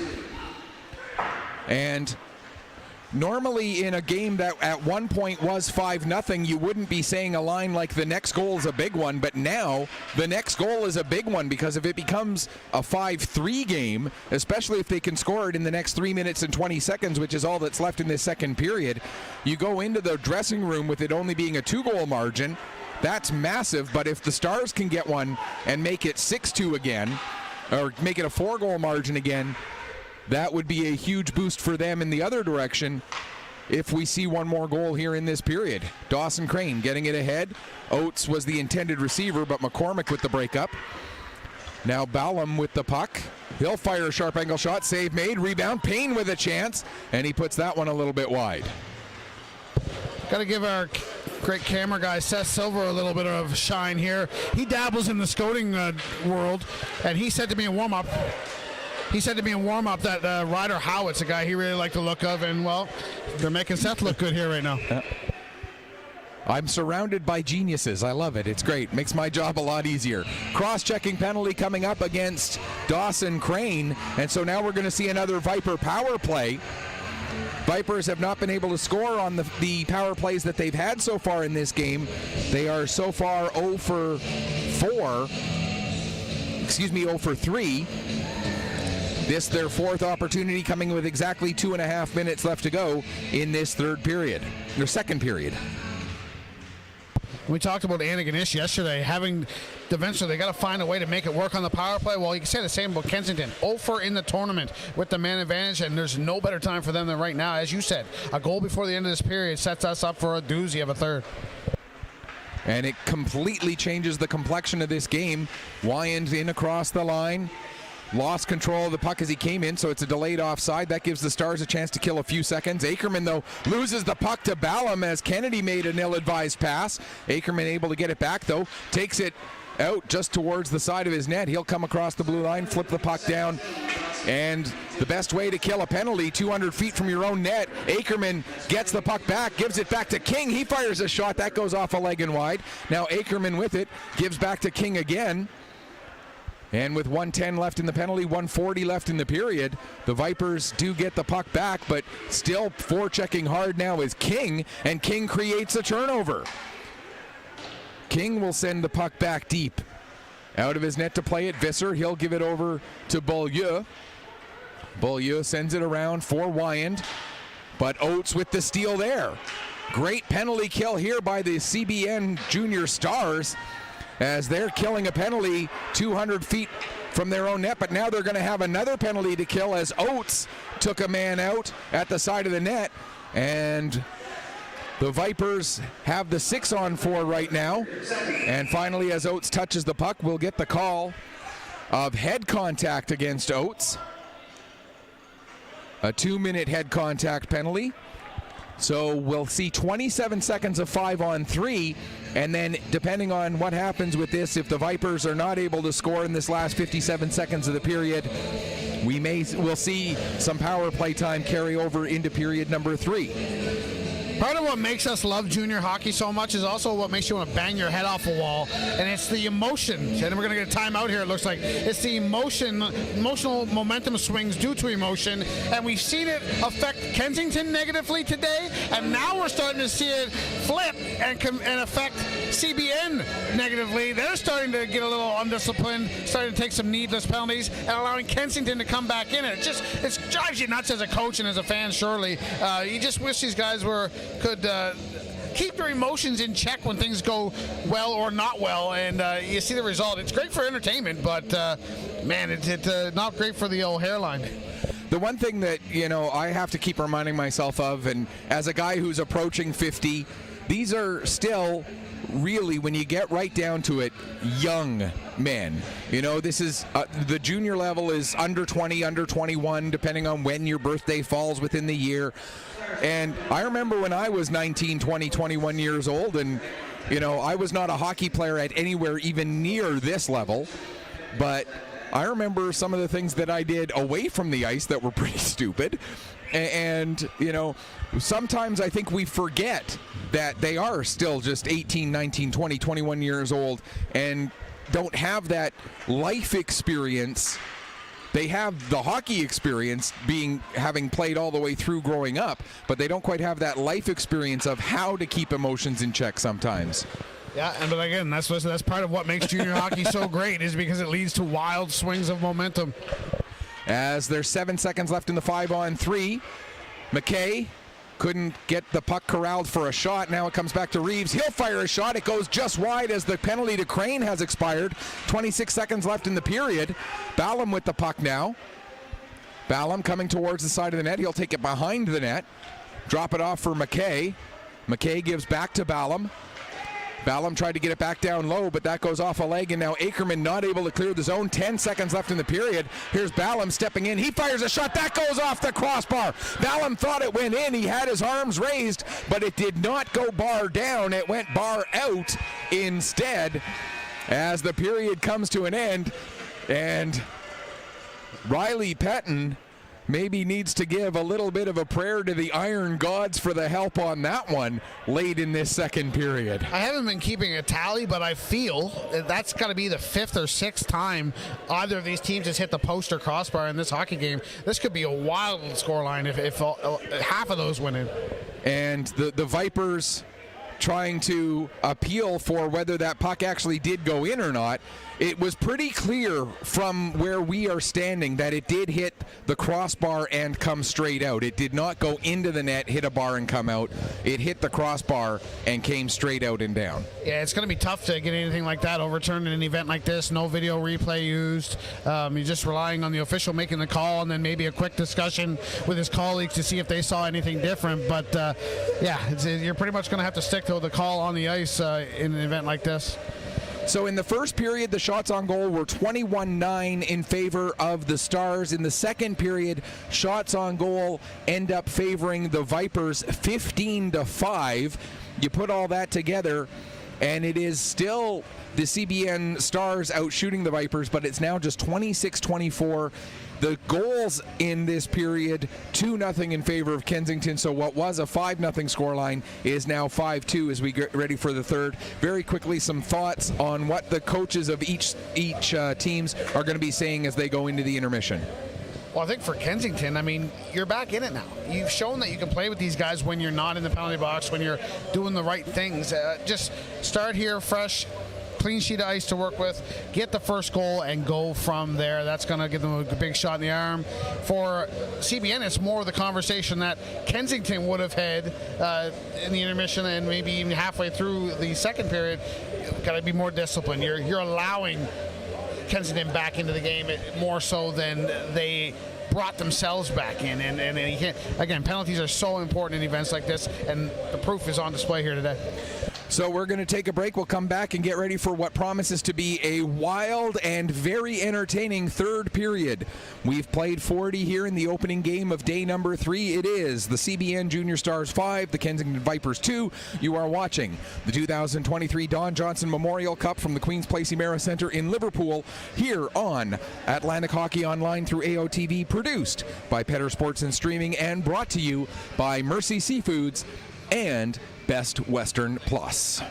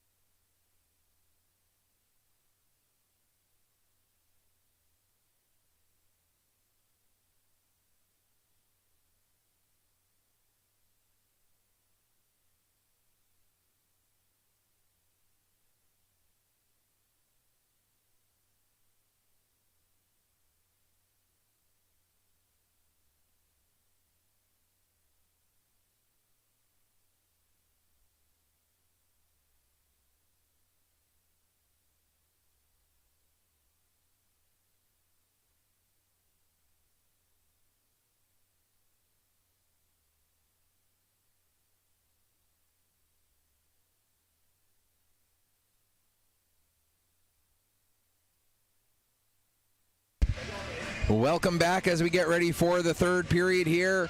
Day number 3, game overall number 5 of the tournament between the CBN Junior Stars, the champions of Newfoundland Labrador, and the Kensington Vipers, the champions of Prince Edward Island, the IJHL. The Stars, champions Newfoundland Labrador, the St. John's Junior Hockey League. And they currently carry a 5-2 lead into the third period, do the Stars over these Kensington Vipers. But the Vipers have 1 minute and 3 of power play time remaining. And you get the feeling that that 1 minute and 3 could be the most important 63 seconds of this period. If Kensington's able to get a quick goal and pull it back to within 2, that completely changes the dynamic of how this third period plays out. And not sure where the penalty time went on the scoreboard here in the arena, but yeah, I'm with you. An early goal in this third period, power play or otherwise, within the first 3 minutes or so, there it goes, up on the board, 1:03 to go. It's going to buckle up because it's going to turn this whole game, it's going to light the fuse, so to speak. It's been a good game anyway, but if Kensington can get back within a pair early in this third period, it's anyone's guess how this one ends up. And this was a game that was very much in danger of going off the rails, and it looked like it had gone off the rails at one point, but the Vipers able to find the discipline that they needed to get back and get a couple of goals. And you got to look at Ryder Howitt and his contribution to this game with the 2 big goals that he scored, a minute and 49 apart in the later stages of that second period, to make it a 5-2 scoreline. As the third period is underway, now 40 seconds left to go in the power play. Wyand with the puck behind the net, plays it over to Ballum. Ballum gets it back to the line for Reeves. Reeves across to Beaulieu at the near point. Beaulieu ends up losing the puck to Ackerman, who gets it out to center. Now King putting some pressure, but Beaulieu able to get away from him. He'll bring it back in across the blue line. Wyand deflects that puck down into the corner. McKay able to pick up there. He'll bring it around to the near side. McKay sends it back to the line for Beaulieu, across to Reeves. Reeves steps in, now to Wyand. Wyand with the shot, and Pettin, that looked like it might have been going wide anyway, but Pettin makes the glove save, not taking any chances. 9 seconds left in the penalty. We thought for a moment there, before the teams came back on the ice, that we might see Logan Miles in goal for CBN. He came out first before the rest of the lineup. He was by the boards. He had his blocker, his trapper, his mask on, his stick in his hand in the ready position. And then all of a sudden it wasn't to be, and Riley Pettin led the team out and is back in the goal. Again, with little quirks that you see in tournaments like this sometimes, coaches finding a way to get guys in, but it wasn't to be. And I think it's partly because the Stars, for them, today is their two-game day. So I think they might have been trying to see. I think they might have been waiting until the last second to finally make a decision whether Miles was going to go in for that third period or not. Because, if you can get 20 minutes of rest for Pettin, not have to necessarily use him for a full 120 minutes today, assuming that Pettin is the horse that they're going to ride all the way through. If you can get Logan Miles some time, that would definitely be a benefit, as we are back to 5-on-5. Here's Kyle Pettin with a shot. That goes just wide. Puck comes around the boards. Whalen will pick up in neutral ice, get it across just out of the reach of Kyle Pettin, and that's going to end up being an icing call. And we sort of talked about it when it was off air, when it was 5-0 after the first, that maybe this is a game where you put Logan Miles in for the third period, depending on what the scoreline looks like. And I think they were making that decision and talking about that decision right till the last possible second. And it begs the question, if CBN do pick up the win here today, do you go to Miles tonight for your second game? So it's an interesting question. We saw Kent use both of their goaltenders yesterday in their 2-game day, so it's something that we'll continue to monitor. It's definitely a valid conversation to have, because again, it's all part of the overall strategy in an event like this. As the puck ends up going through the rafters here at Queens Place Emera Center, it didn't look like it actually hit anything, but from our angle, but the referee saying obviously it must have touched something, because we're going to have to redo the face-off deep inside the CBN zone. But after there was an icing on the previous play, this time CBN is allowed to make a line change because the stoppage was due to the puck hitting something up in the roof. course, the local Junior B team that I used to work with regularly, the Pictou County Scotians, have maybe the lowest roof in Junior B hockey anywhere in Atlantic Canada in Trenton Arena. If this were Trenton Arena, the height we're standing at right now, we'd be outside the building almost. Puck comes back to the line. It just gets just beyond McCormick, and Visser out of his net to play it. Hustling on his horse is Laundry, trying to get down the ice there. Puck comes out to center. Franey will dump it right back in again. Back to get it is Brett McDonald. He'll play it around to McCormick. McCormick, his pass ahead, didn't get much on it. Akerman couldn't get it to sit for him. And now it goes into the corner. Sparks sends it behind the net. It'll be picked up by McDonald. He'll play it up the wall. Kennedy not quite able to hold the line. He'll get it back in across the blue line. And not a big surprise, but certainly a storyline worth watching as this tournament continues. Obviously no return to the bench for Parsons for the Stars here after he took that hit earlier in the game that resulted in the 5-minute major. And I don't think we're going to see him in the game this evening either. That could become a big storyline for the CBN Stars as they are down a defenseman, and a big defenseman who logs a lot of minutes for them as well. Here's Crosby with a shot, and the save made by Visser. Noy tries to clear the zone. He can't as Whalen knocks it down. Howitt now picks up the puck. He's got 2 goals. He gives to McDougall. But Whalen able to steal the puck away from Noy, and now Noy has to go back, or from McDougall rather. Noy goes back and picks up. He gets it ahead to McDougall, trying to get his way around Crane. Crane delivers a hit well after the puck had been played. That looked like textbook interference, but Crane gets away with one on that one. Now Saunders sends the puck down the ice. Howitt picks up in his corner again. Sorry, Mike, you were about to say something? Just going to say, I think we're seeing some regular season penalties not being called penalties here in this event. That's been a theme as well. As the puck comes all the way out, Whalen will dump it back in again. McDonald, that being Colby McDonald, takes it out from behind his own net. Long lead pass that ends up hitting Reeves. Now Wyand, but we're going to get an offside with 4:27 gone here in the third period. And I mentioned it, Parsons obviously not on the bench right now, has not returned since he took that hit. I highly doubt we're going to see him tonight. We may not see him for the rest of this tournament. That's going to be a big storyline for this CBN Stars team because he did log so many minutes through the first game and the first part of this game as well. Yeah, I hope that's not the case, first of all. But again, goal and an assist today. He lives in front of that net. On the penalty kill, he's the defender in the crease clearing it. On the power play, he's stationed right in front. There's another chance there for McKay. Airmails over the glove of Pettin and wide. Now here comes Alex Crane cutting the middle of the ice, but a nice play there by Wyand to get the steal. He'll get it ahead for Reeves. Nick Reeves trying to get a return pass back to Wyand, but that's broken up by Crane. And now coming the other way, puck is in neutral ice. Reeves able to find it there. Alex Crane will get it. His pass goes behind King, and that's going to be an icing call.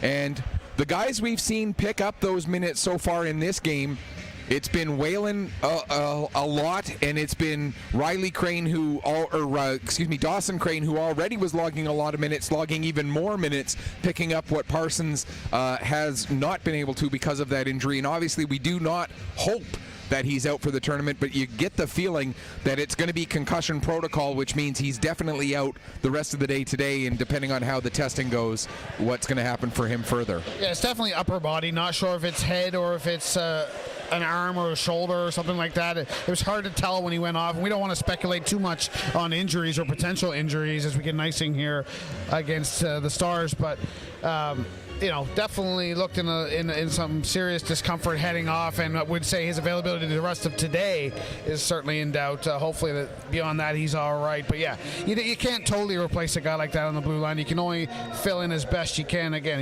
he lives in front of that net. He's in front of the net screening the goaltender on the power play. He's clearing the crease on the penalty kill. Goal and an assist today. He's going to be a missing piece for certain. As Kennedy has the puck, he's also picked up some valuable minutes. McCormick with the shot that may have gone off of King and ended up going wide.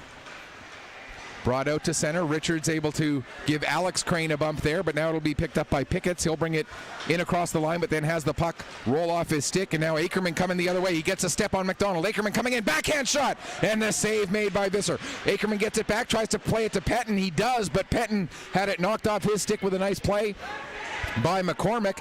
Now it comes up the wall to Richards, and Richards will get it out to center. Dawson Crane backing up with it. He'll play it ahead. Akerman gets a deflection, sending it the rest of the way down the ice. Out of the net to play it. Visser, he'll get it around to the near side wall for Payne.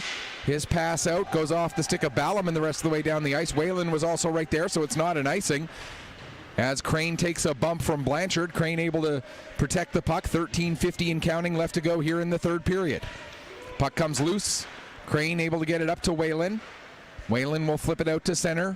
Not hard enough for an icing as Colby McDonald goes back and picks up. Laundry, they're chasing him, but McDonald does get the puck ahead for Payne. He'll gain the red line and then go to dump it in. It ends up hitting the lines person. Goes around to the far side. Dawson Crane, gets to it there.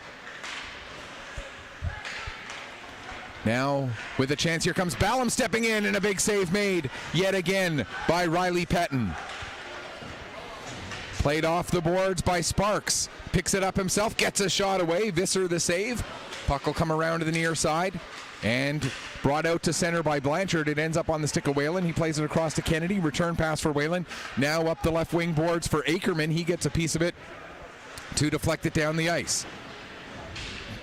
Back all the way around the boards, out to center again. Whalen will dump it back in, and Colby McDonald will go back and pick up. 12:45 left to go here in period number 3, with the Vipers trailing by 3. Lead pass, Howitt gets a piece of that puck, and it ends up going all the way down the ice. Kennedy gets to it in his own zone. He'll send it the rest of the way down the other way. It gets just beyond Smith, but Smith was right there, so no icing. Smith didn't touch the puck because he was worried about a possible too many men penalty as they were in the midst of a change. Howitt now bringing the puck back up the other way. He gets taken into the boards by Franey. Puck comes out to center. Beaulieu will send it back in. Vipers have to touch up, and that'll give Franey a little bit of time behind his own net. He'll get it ahead for Smith. Smith not able to clear the zone, however, and now here's McDougall with the puck. McDougall getting it to the front of the net, but Kennedy able to get a stick on it and ends up putting it over the boards. We'll get a stoppage with 12:02 remaining here in the third period. Well, we've got our answer as to whether or not there was going to be an early third period goal for the Vipers. There was not. We're now just about 12 minutes to play, so still a 3-goal deficit. But from everything I can see, the Vipers have not stopped playing. They're not resigned to their fate, so to speak, which is good to see because, again, they still have a lot to play for. As we've mentioned, you want to close this gap as much as possible if you can't win it for possible things later on. And for the Vipers, they've got a full 24 hours between their games. They play the noon game today. They won't play until noon again tomorrow. So, relatively speaking, they have a little bit more room to use up some tank that the CBN Stars do not, because the Stars will be back on the ice at 7:30 tonight. Here's Reeves with the puck now. He works it ahead. King gets to it just inside his own blue line, gives to Whalen. Whalen will play it ahead just out of the reach of Beaulieu. Close enough. Beaulieu's reach was close enough to wave off an icing. Now Beaulieu will go back and pick up. He'll play it ahead. Goes off with the skate of Reeves. Oates gets to it, and he'll send it back down into the Viper zone. Smith across to Beaulieu. Beaulieu gains the red line, flips it in right on to Pettin, and Pettin not taking any chances with Nick Reeves, the former Junior A player, coming right into his house there, and he'll hang on for a face-off. Yeah, hard to believe some of these guys. I mentioned it in the pregame, but some of these guys for Kensington that still don't have a point in this event. Nick Reeves being one of them. Carson McKay, another guy with Junior A experience with the South Shore Lumberjacks. No points for him in this event. I mean, these are guys that, you know, did big things in the regular season and playoffs and are heavily relied upon by Kensington. They need to get them going, especially with a 2-game day on deck tomorrow. And those 2 games will go against First off, it will be against the team from New Brunswick, the Kent Coyotes, and then they will wrap up with a game against the host team, the Liverpool Privateers. So not only 2 games tomorrow, but 2 games against 2 very good teams tomorrow for the Kensington Vipers, as the puck ends up in the netting on the back of Riley Pettin's net, and it looked like it's got kind of caught underneath the liner there that's at the bottom of the netting. Yeah, picture my golf bag after a bad shot. that Ryder Howard hitting the back of the net trying to dislodge that puck would be me with my club in my hand hitting my bag after a bad shot. It made me chuckle seeing him hacking and whacking down there. All good intention, obviously, but it just looked funny. It looked like a slasher movie down there for a minute. As there's an attempted pass for Payne, but a big play by Kennedy to disrupt that pass and end up putting the puck right to his goaltender, Pettin.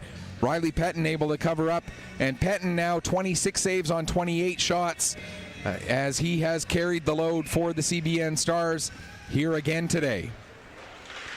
Franey gets the puck out to center, race for it. Visser will come out of his net to play it as Laundry was leading the race. Laundry ends up knocking down Visser's clearing attempt. He gets the puck behind the net. He'll play it over to the near side. Comes back to the line for Kennedy. He'll send it back down low. Ackerman now behind the net. Tried to get it out front for Laundry, but the puck was intercepted on its way there as Visser covers up and hangs on for a face-off. Now 10:13 to go here in the third period. And again, we've talked about the theme of how close this tournament has been and how tight all these 5 teams are. Again, we look at the shot count here with just about 10 minutes to go in the third period. It's 29-28. How many times have we looked at that shot count throughout this event in the third period, and the 2 teams are level in shots, or just 1 or 2 separating them? It's just uncanny how even this thing's been. And even when after the first period it's one-sided one way or another, by the end of the game it's not going to be that way. And we've seen it a few times where a first period has been one-sided one way, and then by the end of the second period into the third, you're looking at it and yeah, it's a flip a coin kind of game. The only difference in this one, and it's unfortunate for the Kensington Vipers, is they didn't quite get the start that they needed out of goaltender Jonah Arbing. Other than that, this game may be a very different story. Yeah, no, there's no argument to that. And I guess that's a positive and a negative in the same sentence. Kensington knows that they don't have to do too much soul searching in order to improve on the start today and take things into tomorrow. They know that they're, this isn't a revelation like, oh wow, we're not good enough, or we're not competitive. They know they're right there. They just need to clean a few things up.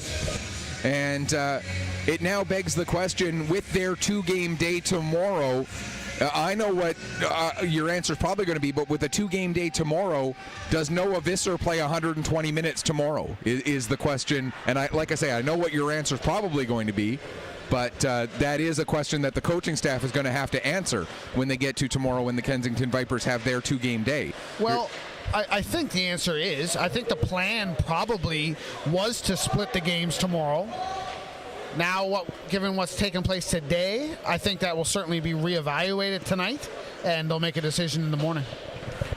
As the puck comes out to center, here's Alex Crane with it. He'll bring it in across the line, trying to work his way through. Smith does get through, but the puck ended up going a little bit too deep before he could get it back onto his stick. There's a shot steered away by Visser into the near side boards, now in behind the net. Alex Crane leaves it there for Kyle Pettin. Pettin picks up. He brings it all the way up to the line, then tried to send it back down low across ice, but Noy intercepted. It comes out to center, dumped right back in onto Visser, who gloves it down and then settles it for Beaulieu. He'll give to Smith. Smith working his way ahead, plays it off the boards for McDougall, a little bit too far ahead of him. And Kennedy now sends it back as far as Smith. Smith returns it back as far as Kennedy, but McDougall right there.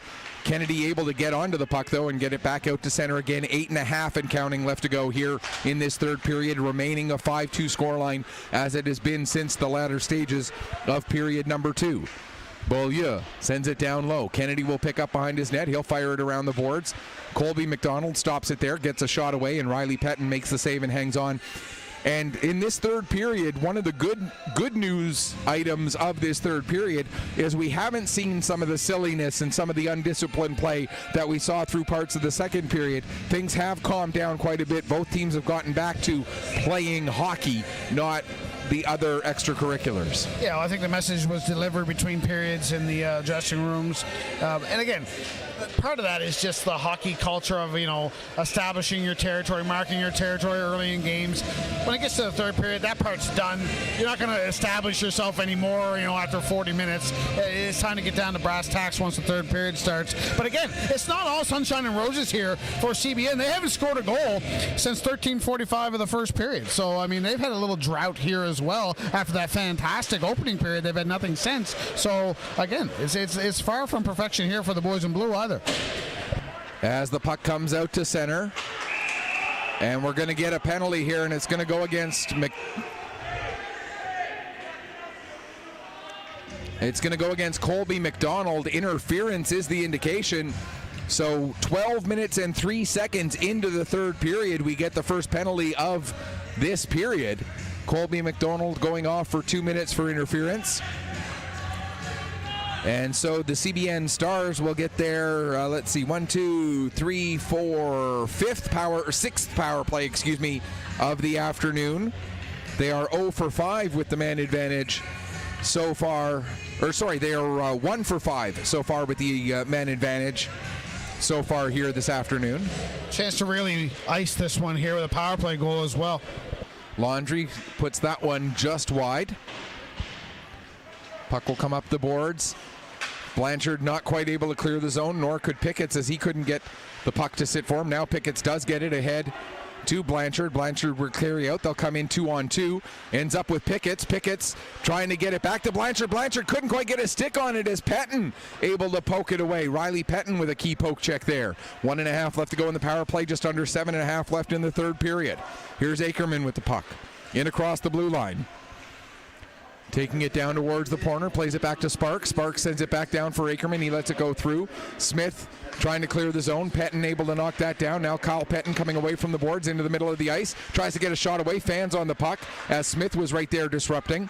And it's played out to center. Riley Crane, or why do I keep wanting to call him Riley Crane? Dawson Crane with the puck there. Here's Sparks with it now. He'll give it back to Dawson Crane. Now they battle along the near side wall. Puck will come free to Ackerman. Ackerman stepping in, can't find a shooting lane as Beaulieu was doing a good job of denying that. Now Sparks at the far side. His pass gets disrupted, and here comes a chance for Nick Reeves. Reeves working his way down the left side. Gets it back to McKay. McKay with a shot! And the puck was rolling just a little bit on its side, and so McKay couldn't get a very good shot away and ended up putting it wide. Now Pettin, Kyle Pettin, his pass intended for Sparks, broken up by Reeves. Reeves took a bump, and that allows Ackerman to pick up the puck. 20 seconds left in the power play, under 6:15 left to go here in the third. Laundry, backhand pass, doesn't get all the way to Ackerman before it's broken up by Reeves. Reeves will get it ahead for McKay. McKay comes in, had McCormick right there with him, but they couldn't get a shot away. Now Ackerman fans on his clearing attempt, but backing him up, fortunately for the Stars, was Whalen. Here's Blanchard with it now, bringing it back into the zone. Takes a shot. Save. Puck is loose in front of the net. It's cleared as far as Payne as we're back to 5-on-5. Now McDonald a shot. That goes wide. Puck comes off the side of the net and all the way out to center. Hustling back to get on it is McCormick. He's being chased down by Alex Crane. Crane throws it back for Crosby, who shoots and scores, and it's 6-2. Big goal there for Nicholas Crosby. His first goal, first point of the tournament. And that just might be the icing on the cake that the CBN Stars need to improve their record to 1-1. Yeah, Alex Crane winning a foot race there with McCormick is what led to that goal. Beat him wide, fed it out front to Crosby into the slot, and he made no mistake beating Visser to the blocker side with the one-time snapshot. And as you said, 5:31 to go in the third. That's probably curtains for this one, but still implications the rest of the way. So again, for Kensington, you got to keep moving your feet, keep playing here. Here's Beaulieu with the puck now as the 4-goal lead is restored. It was 5 goals at one point earlier in this game. Here's Ballum with the puck and the save made.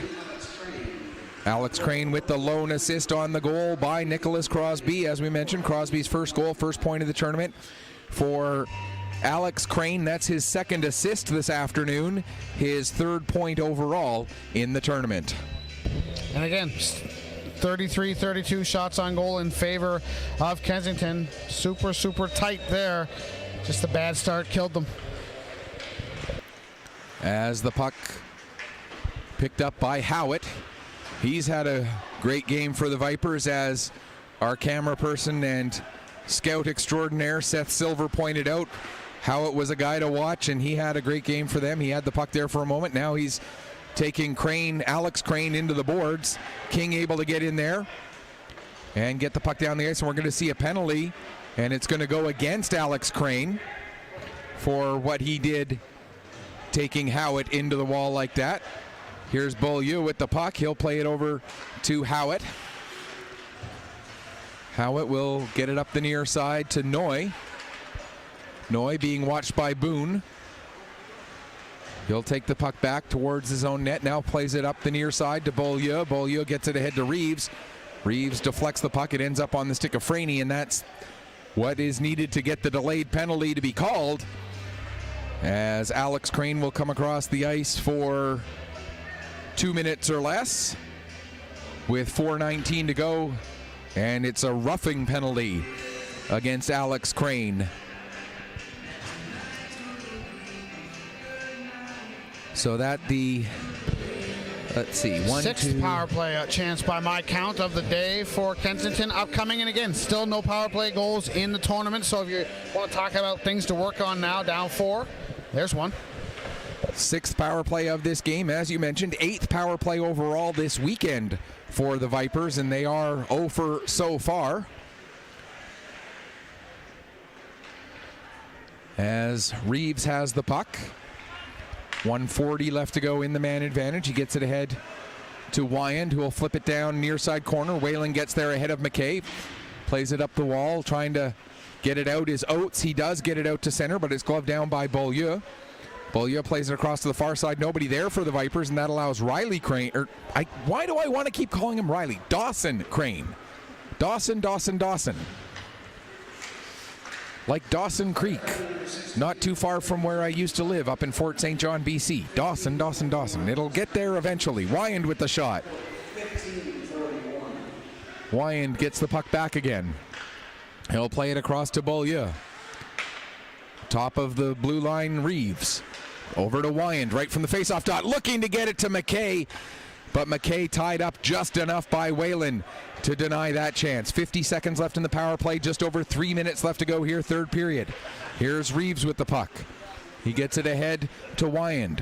Down low for McKay. McKay able to get it. Out in front, it goes off Ackerman. Puck still loose there, and now we're going to get another penalty against the Stars as Whalen knocks his man down, and it's going to be tripping. So a 5-on-3 here for 36 seconds with just under 3 minutes left to go in this third period. There'll be lots of open ice for the Kensington Vipers to work this puck around now. 5-on-3, as you mentioned, 36 seconds or less. Face-off coming to the right of Riley Pettin, who's been busy again. 33 saves on the afternoon for him now. And you combine that with his 26 save performance on 28 shots in the Stars game yesterday. Or sorry, no, I had my goaltenders backwards there. With his 40-some-odd save 42 saves on 46 shots yesterday. 42 and 33, that's 75 saves he's made so far this week already. That's a good week, never mind a good 2 days. As we get the announcement of the tripping penalty, 11 seconds left in the 5-on-3. Here comes Smith in, working with some speed down the left wing side. Puck comes to the right wing side of the net, but Ackerman able to get it, and he clears it as far as the line. Colby McDonald holds it in. The first penalty has expired. Still 1:20 left to go in the 5-on-4 now. Richards tried to make a pass. That ends up missing everybody. Comes all the way back to Colby McDonald at the line. He fires it off the end boards. Comes to Richards at the side of the net, but he could not tuck it in short side. Now back to Smith. Across to McDonald. Back to Smith again. He fires a shot. That goes off of the glove of Kyle Pettin. Now laid out is Riley Pettin. He can't cover it up.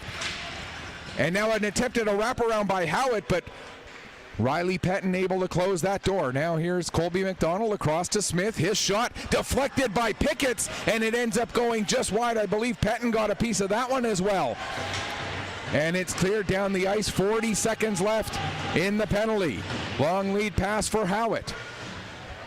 Howitt tries to play it down low. It goes to Dawson Crane, who clears it up over the glass and out of play. Will get a stoppage. 31 seconds left in the penalty. 1:27 left to go in this 6-2 hockey game in favor of the CBN Stars.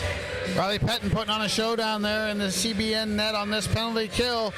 Several good opportunities for the Vipers, and again, good work by Pettin's defenders as well, lifting sticks and such in front of that, preventing good scoring opportunities. Real committed effort here, even late in a 4-goal game for the Stars. Wyand gets it down to McKay. McKay back to Wyand, and what a save there by Pettin. Oh my goodness. Puck comes back to Reeves. For Wyand, another shot and a nice save as Riley Pettin. Once again, a storyline in this game. He now has 39 saves in this one on 41 shots with 69 seconds left. And I'm sitting here thinking to myself, who might I like for player of the game for the Stars in this one? And, I'm going through the list, and I got a couple of possibilities, but Pettin was on the list. But I think this sequence here, that he's 5-on-3 and now in the 5-on-4, he's finished strong here. I think he's vaulting himself possibly to my top contender to be player of the game for a second straight day. The only question is, does the organizing committee or whoever is responsible for selecting players of the game choose the same guy twice? I know at the youth level you're never going to see that happen, but at the junior level, do you see the same guy get it twice? We'll have to wait and see. We've only got 45 seconds left to wait to find out the answer to that question. Here with the puck now is Wyand. He'll bring it in across the line. Puck goes down towards the corner. McKay will pick up there. McKay trying to get a sharp angle shot, but Franey knocks the puck off his stick. 28 seconds left now. And King able to clear it out down the ice. Icing is indicated and will be called. So 21.9 seconds remaining here in this one. The CBN Stars will improve to 1-1. The Kensington Vipers will drop to 1-1. So we'll have a 3-way tie for second, third, and fourth after every team has played twice. And that is the Antigonish Bulldogs joining these two teams at 1-1, while the Kent Coyotes are 2-0, and the Liverpool Privateers currently sit alone in fifth at 0-2. But still, everybody has 2 games left over the next day and a half, so everything still left really to be decided. As the final few seconds tick away, the puck is cleared down the ice, and that will do it. A 6-2 final, 39 save performance for Riley Pettin gives the CBN Stars the 6-2 victory. 5 goals in the first period gave them the big lead, and they were able to use that cushion and hold on to it all the way through to the end. They win 6-2 over the Kensington Vipers. Yeah, I mean, the scoreline looks like a real statement performance, but again, 5 of the 6 CBN goals came in that first period, and it was a tough start, as you mentioned, for Jonah Arbing. Apart from that, this was probably a pretty even close game, and again, Riley Pettin, the big reason why it ended in a 4-goal deficit, doing great work in that CBN goal. So we will await the announcement of the players of the game for each team. I would tell you, but for the 2-goal performance from Howitt, I really like Duncan Pickett's, but it's going to be Howitt, I think. And yeah. Not Ryan Howard, the first baseman. No. First baseman. Yeah. Ryder Howitt. Ryder Howitt. Yeah, there we go. As he was looking around like, me? Really? Me? And yes, of course you. You had a 2-goal game. You played very well. And it is Riley Pettin getting it for the second straight game. So batting 1,000 there. Yeah. And so that's going to do it for game number 1 of day number 3, game 5 overall. The CBN Stars with a statement of a first period and then hang on the rest of the way A 6-2 victory over the Kensington Vipers. Stars improved to 1-1. Vipers dropped to 1-1. Mike, quickly your final thoughts. Again, I don't think if you're Kensington, you need to overreact. You know what went wrong today. Again, the poor start. They didn't start on time. They were undisciplined at times. That can't happen. We'll see if there's any supplementary discipline to Sentner due to that hit. We'll see if the injured player Parsons for CBN, that's a long-term thing, or if it's just going to miss the rest of today's game. But again, you don't want to overreact on either side.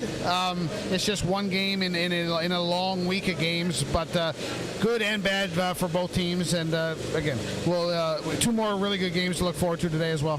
Speaking of those two games, coming up next at 4 o'clock, it will be the Kent Coyotes, the only team that sits 2-0 after two games, taking on the 1-1 Antigonish Bulldogs. That's 4 o'clock, and then at 7:30 tonight, it will be the CBN Junior Stars back out on the ice to take on the host Liverpool Privateers. That will be the Stars at 1-1 against the Privateers at 0-2 until 4 o'clock, so a little less than 2 hours from now.